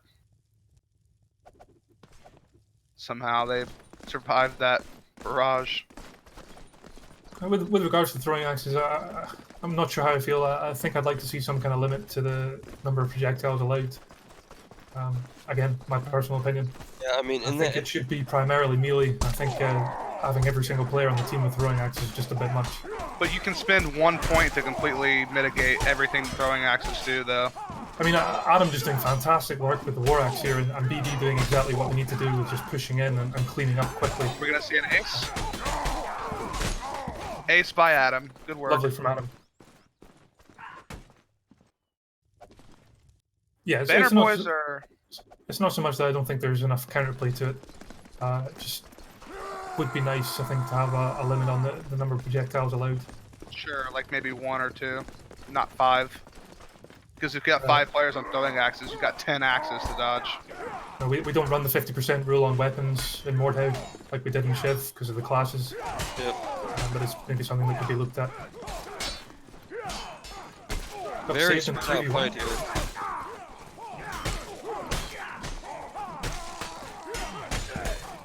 Lovely surviving there from Saved, I think it was, in the 2v1 for absolutely ages.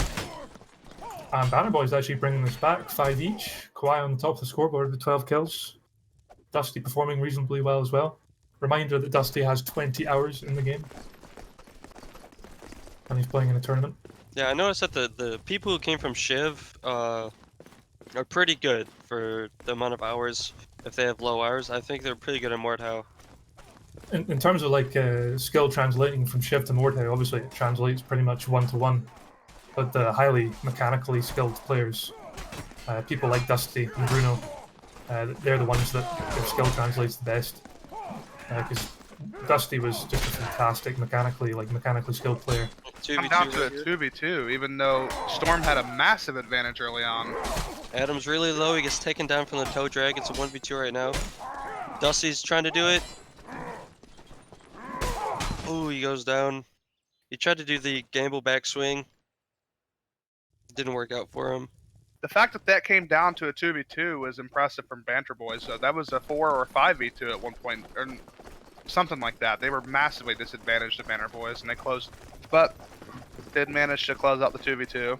It's 5-6 right now, pretty neck and neck.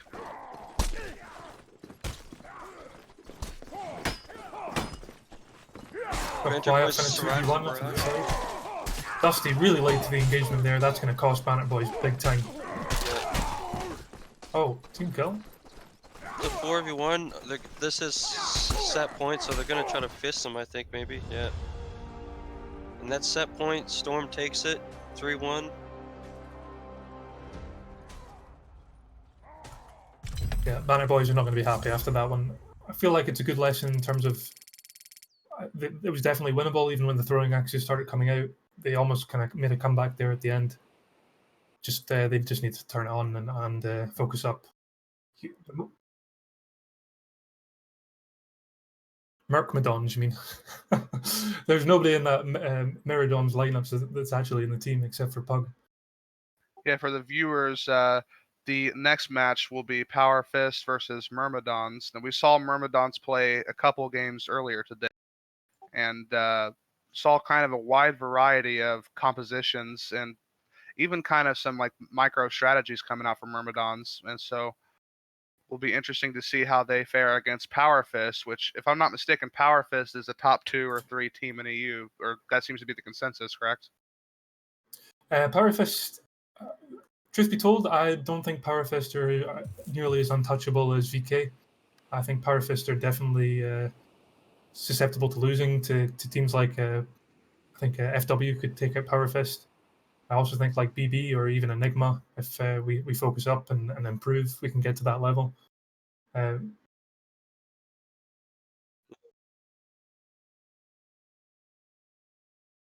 I think this will be a good match. I expect Power Fist to take it though. Obviously on Mirror, Meyer, whatever you want to call them, got Bruno and Rocky, 2 solid players.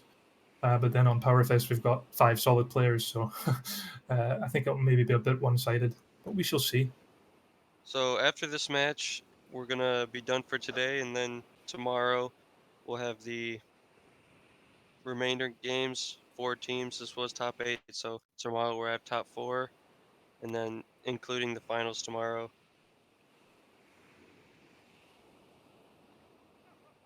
A lot to play for here, too. You guys got to think that there's probably a fair amount of pressure on most of these players, because a lot of these players have probably never competed for money before. And yeah, it's just an interesting little dynamic on top of the normal pressure and competition.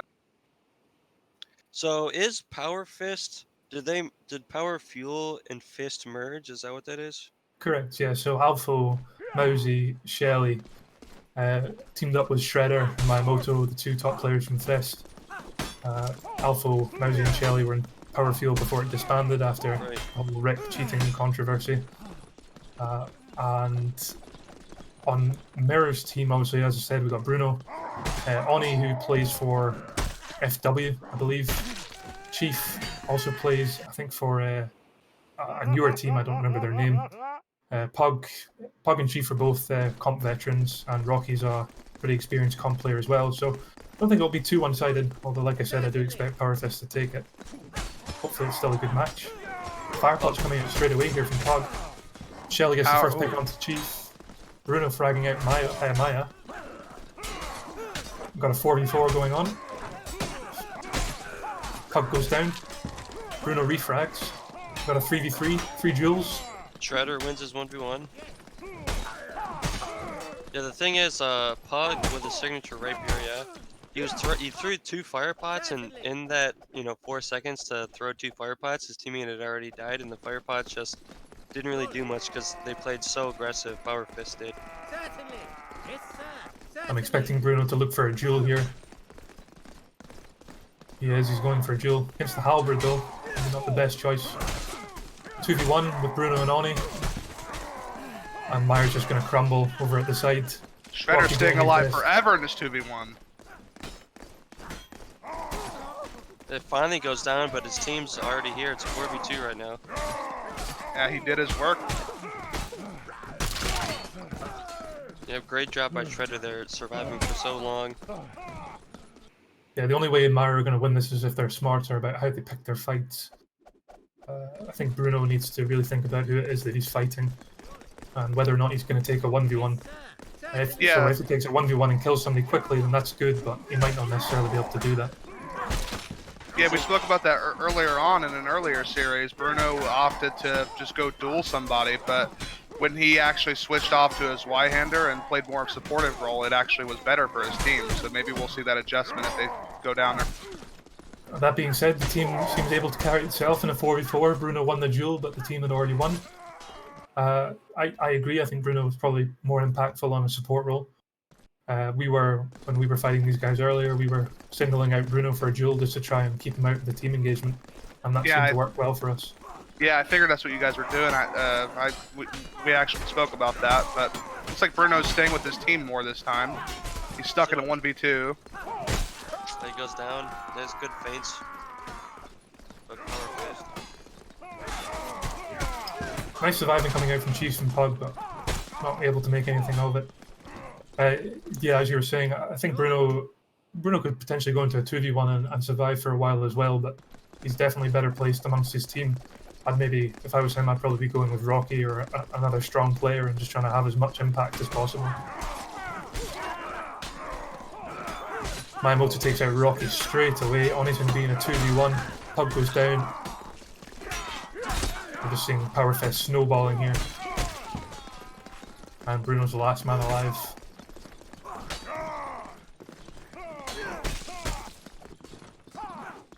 Yeah, 4-1 for Power Fist, looking pretty dominant on this map.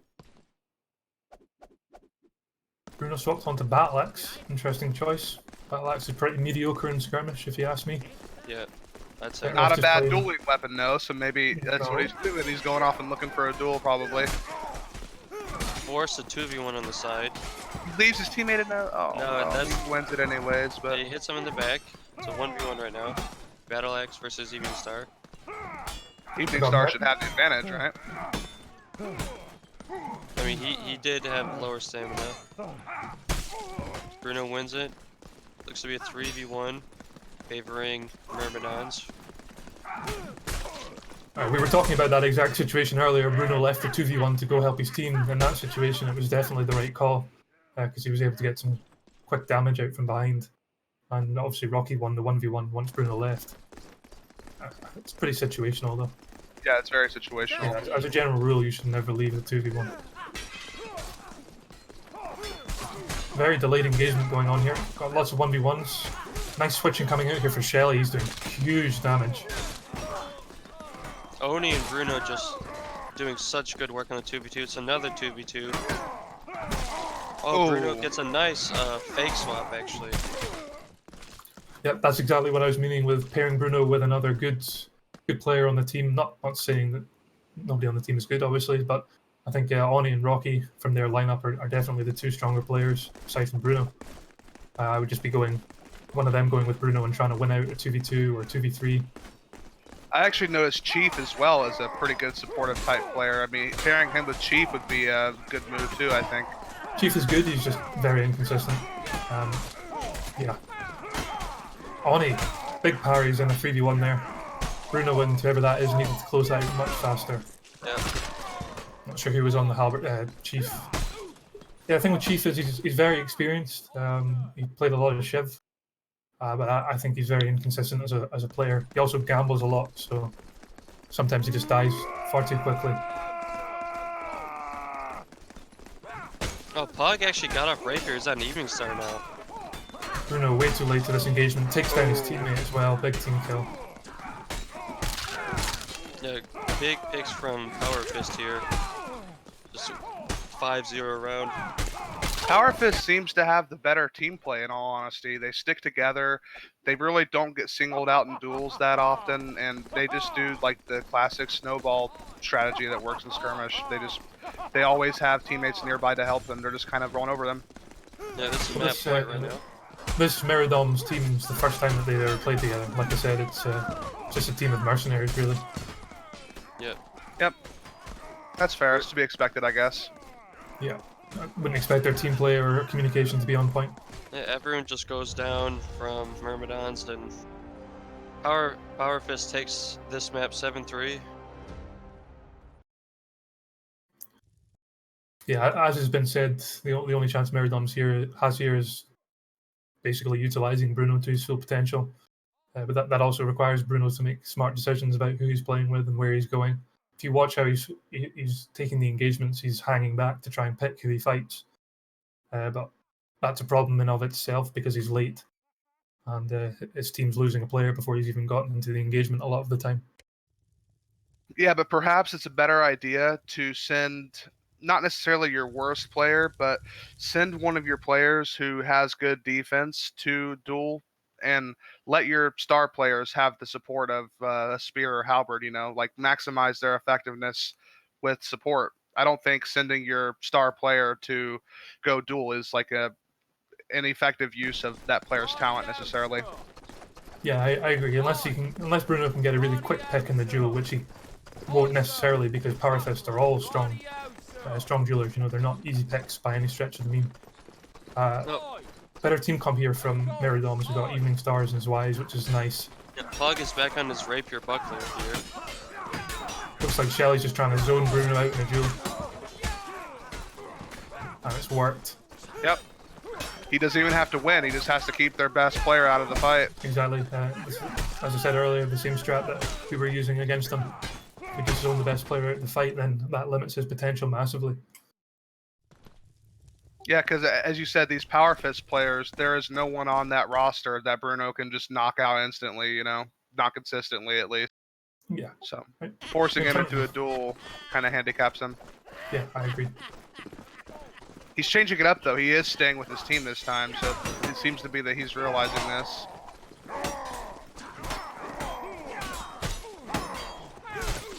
Pretty even engagement so far. Nice switches coming out from Power Fist. Shredder takes down Chief. Alpha in a 1v1 against Bruno. But it's too late, though. His team's already lost the round. This is exactly what we're talking about. Bruno against Alpha. Bruno's the better player, but Alpha's not easy by any measure whatsoever. He's also a fantastic jeweler.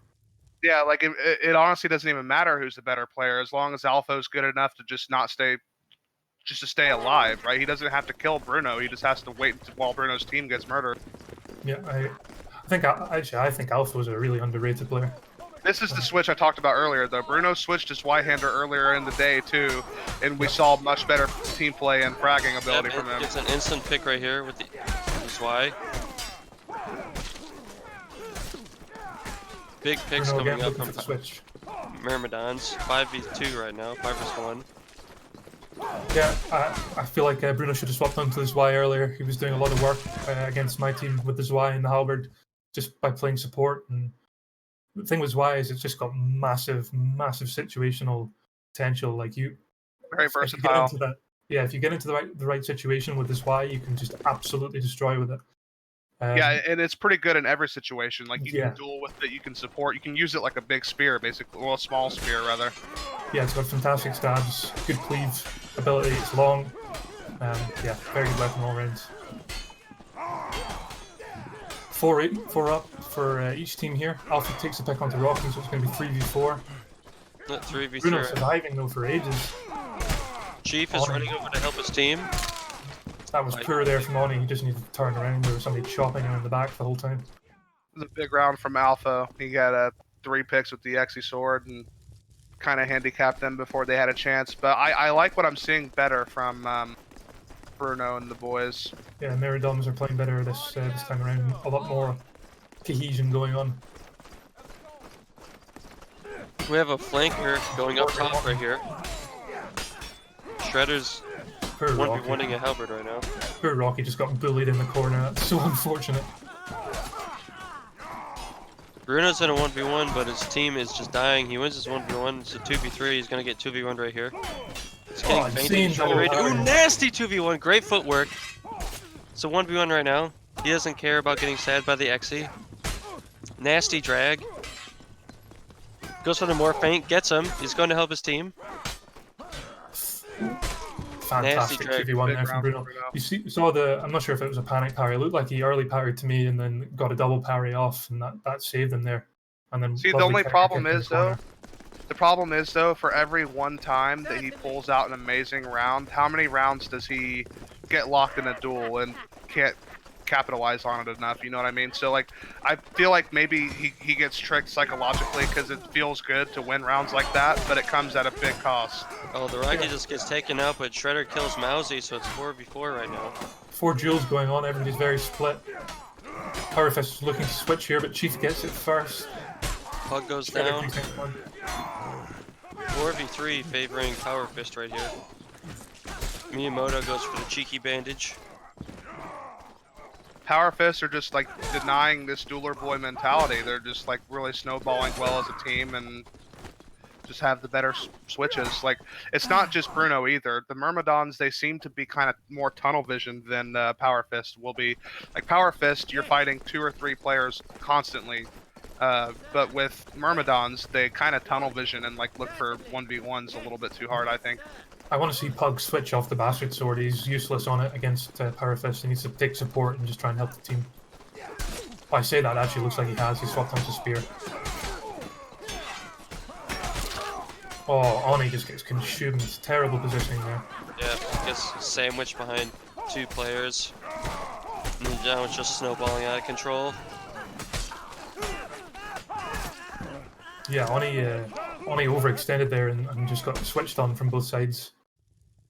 Interesting from Chief there too. He using Halberd with like level 1 or I think level 0 leg armor actually, and he falls for an Xe sword feint and he decides to jump. I think that is probably the worst thing you can do in that situation. But I'm not sure what Chief's doing. More aggressive. He's charging straight in. yeah, more aggressive than Myrmidons. Just charged in there. You have a 1v1 going up top, 4v4 on the bottom. And the 4v4 is going the way of Power Fist here. Mousy's still in a 1v1. Mousy wins his 1v1 against the Rockets. 5v1 he goes down. This is set point for Power Fist, right?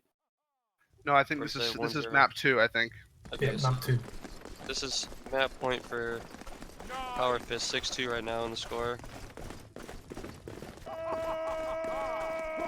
Pug swapped onto his Y and off a Spear, but it's not going to make a big difference, I don't think. Bruno's back on exec.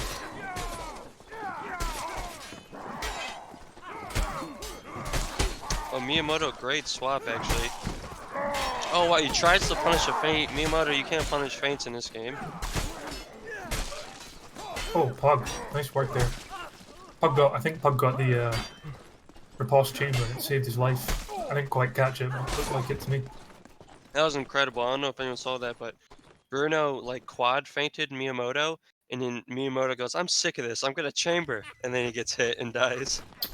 Yeah, punishing feints is a big oof. Not much you can do, unfortunately.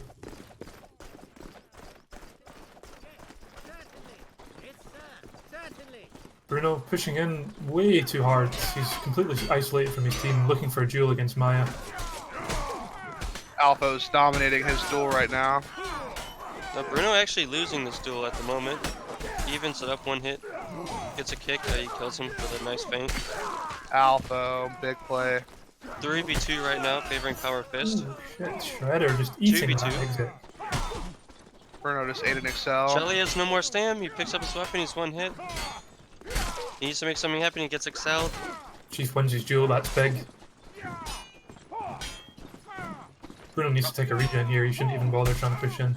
Good positioning here, actually. Double parry. Nasty drag gets parried. Oh, that duck just saved his Yeah, legs. I was just about to say this is Meridom's to lose because that very nearly went Alpha's way. Yeah, his Alpha's positioning was so good in that 2v1. Always, you know, making Bruno and his teammate just line up and not letting them surround him. Yeah, Yeah, Alpha on the Alpha's- top of the scoreboard, 15 kills. Like I said, I think Exactly. Alpha's a very underrated player. He's, every time I duel Alpha, I'm always impressed. 4v4 in the middle, 1v1 up top by the ammo box. Early pick here on Chief. 5v2 right now, actually. Oh, nice kick there from Bruno. He's got to do another 2v1 though. Oh, nice nice! backswing attempt. Crazy backswing. Yeah, Bruno tried his best there. It was definitely a better round from Meridoms, but just the rest of the team just not performing really. I think Rocky could be doing better than he's doing. Yeah, and the way they're playing is so based on their individual performance that like if it's just Bruno that's coming alive and getting kills, it's just not enough to beat a team of players that are like on the same level, if not even better. So like you would like to see some type of like team play to make up for that gap, but as you said, they're a team of mercs, so Yeah, I felt like when we were doing our matches against them earlier, they were team playing reasonably well. Certainly better than they seem to be at the moment. I think to a certain degree, Rocky needs to turn it on if they want to stand a chance of staying in at the moment. Rocky's a good individual player, and so is Oni. And like I said, Pug and Chief are both experienced. Pug and Chief, to me, seem to be playing support pretty well, though. I'm not really seeing an awful lot from Rocky. Maybe he needs to stop dueling and start trying to help his team a little bit more. and we're seeing good kills from Bruno, but the fact of the matter is sometimes they come so late that it doesn't really even matter because by the time he's won his duel or gotten 2 kills, his whole team has died because maybe they're just not playing well enough off of each other. I love the entirety of my team just flaming me in Twitch chat. I appreciate it, guys. Thank you. When I was watching the Rocky do well in the previous matches, it revolved around him kind of getting behind the enemy and just cleaving them from behind, and Power Fist has kind of denied that from happening. Exactly. Power Fist has a big positional advantage, but they get the early pick, Myrmidons. Big cleaves coming out. 3v3 actually. 3v2 favoring Power Fist. Oh, sorry. Myrmidons. Big gamble coming out from Alpha. Rocky punishes him there with a chamber feint.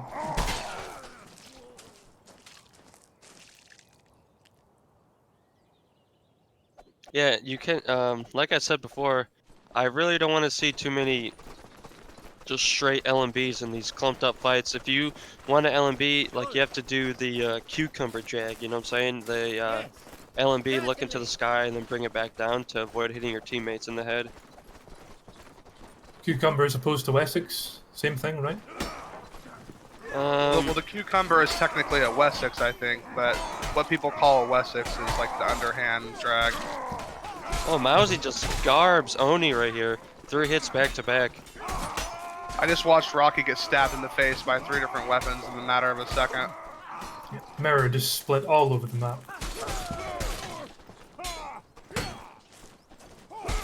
Yeah, not sure how I feel about that. Wessex is an underhand statement. I think Wessex is just like general term for you move the swing and it hits the other side of their body. You Oh, move yeah, the yeah. underhand or the LMB.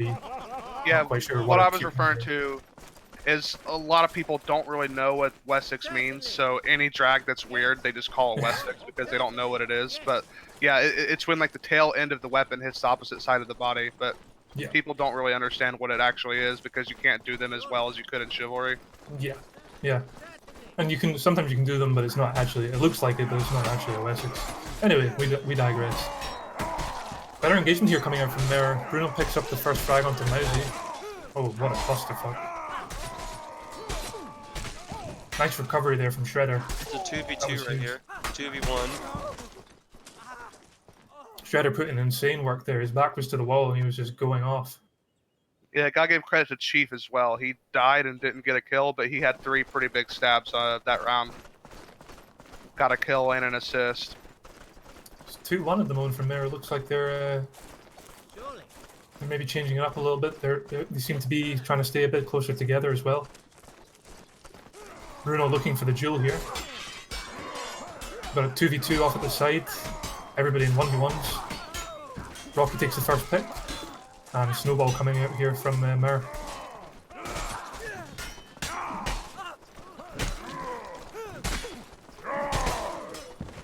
Yeah, Mousy tried, but it wasn't enough. 3-1 Somebody asked, right here. somebody asked in chat, is Chief the leader of Mir? I think Pug is the only member of Mir actually playing. Don't think anybody else is in Mir that's playing for them at the moment.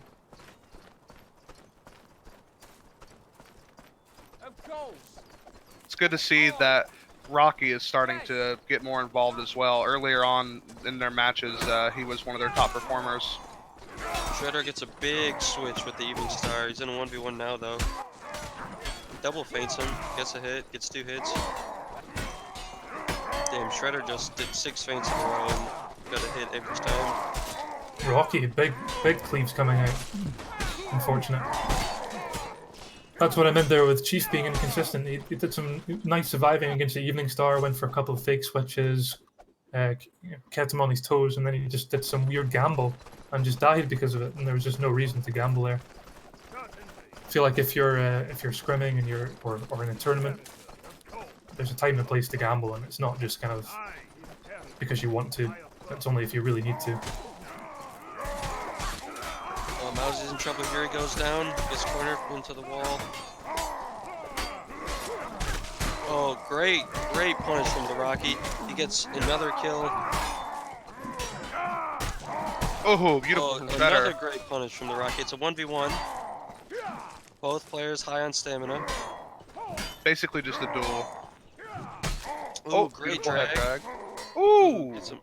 Yeah, the Rocky, even though he lost that duel, he had great chambers. Basically, he punished every single time the enemy swapped. He chambered their attack and got to punish every single time the enemy swapped. That's really what you want to see. Instead of parrying, you just chamber, and you can get a lot of kills that way.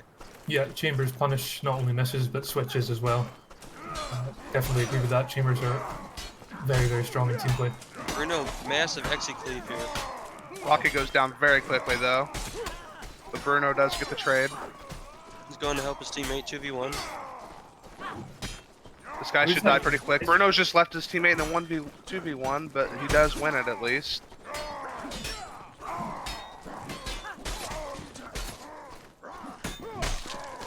Needs 2v2 to right take a here. regen here. It's basically a full reset almost. Mousy's going in. Ooh, good swap, good hit parried by Mousy. More feints, Bruno reads it. 1v2 for Bruno, double parry. Oh no, these intentional misses. Ooh, just big whiffs here from Bruno. What can you do in that situation though? Realistically, he played that about as well as he could have. Both of the Power Fist players there positioning themselves on either side of him. He's got exec, so he can't combo. Sorta goes to what I was saying earlier too. If you noticed, they would like miss or feint when he had their aggro, and the other guy would do the damage, and it was just like a cycle of just that happening every time, and that's just like a perfect 2v1. Is Shelly still playing S-Stock? He is. Yeah. S-Stock gamer. Bruno taking the bandage. I'm not sure how I feel about that. 2v1s right here. Daraki goes to help his team actually. Shredder in a 2v1. Oh, beautiful footwork. Gets a hit. Oh, he goes down. It's a 1v2. Mousy needs to push. I want to see Mousy push right here. Deny the regen. He does. Ooh, beautiful toe drag. Goes for the swap, but clashes. Oh my god, that was nasty. Oh, Bruno is just regenning right now. And the Rocky, he's just gonna try to chamber everything while Bruno just regens. And now the Rocky backs up. Nice try there from Mosey. Basically, that strategy was they have the one person dueling, he chambers everything, and then one person regens, and then when the chamber bot starts losing stamina, he backs up, and then the regener comes in and starts chamber botting, and eventually the one in the 1vx just runs out of stamina and they take him out. Yeah, Gotta be there's said, just Rocky's at 14 and 5 right now, putting in a lot of work for Myrmidons.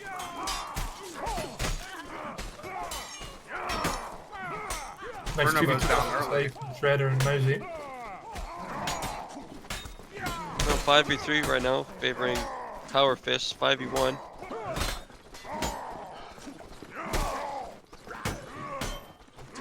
It's certainly not a stomp at the moment by any stretch of the word. It's 5-4 at the moment to Power Fist. Myrmidon is playing well as a team, actually. Not that round, though. They just Yeah, I need to mean, keep it up. they are kind of getting backpacked this time by Rocky, but they're definitely playing better off of each other than we've seen in the past. Like they're actually able to get like swaps and support going. Bruno swapped to the alt grip halberd. I think that's a good choice for this map. A 3v3, 2v2 scenario going on right now.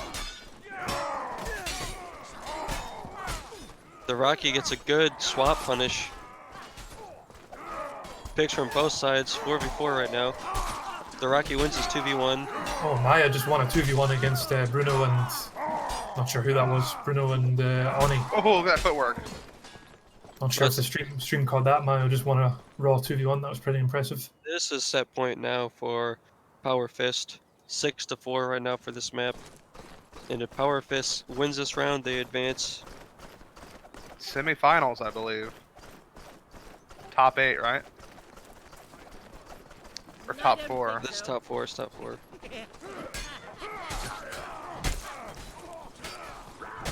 Chief gets some good morph feints.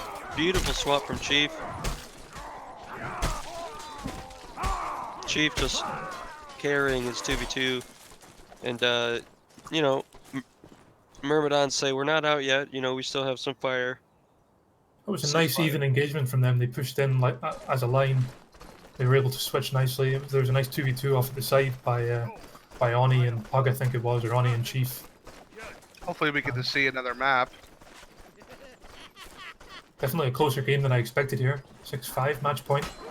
The Myrmidons coming out swinging. They're playing so aggressive this round. 5 1v1s going on right now. Miyamoto wins his. Now he's going to force a 2v1. Bruno's going to go down in a second. And I think this is GG here. 4v2. I think they need to go push, you know, in the 4v2 and not let the 4 regen. It's going to be 2 2v1s right here. Oni and Pug are trying their best. You just don't win that with the rapier. Yeah. Only doing his best, but it's not going to be enough. And that is GG. Very good match, though, to watch. I think Mirror put in a good performance there at the end. Rocky, 16 and 8.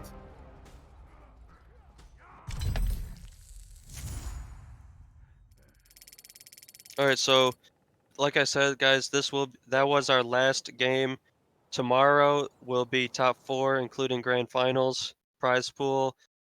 I'd like to say thanks for the sponsors, Triturnion and Esports Hub. I'm Yang, and you know, signing off. Muff, you want to say anything? Thanks for watching. Thanks for having me. I had a good time. Hopefully the games were entertaining for the viewers. I had fun. And thanks for having me. Thanks for watching. Yeah, GG's, guys. Have a good afternoon, evening.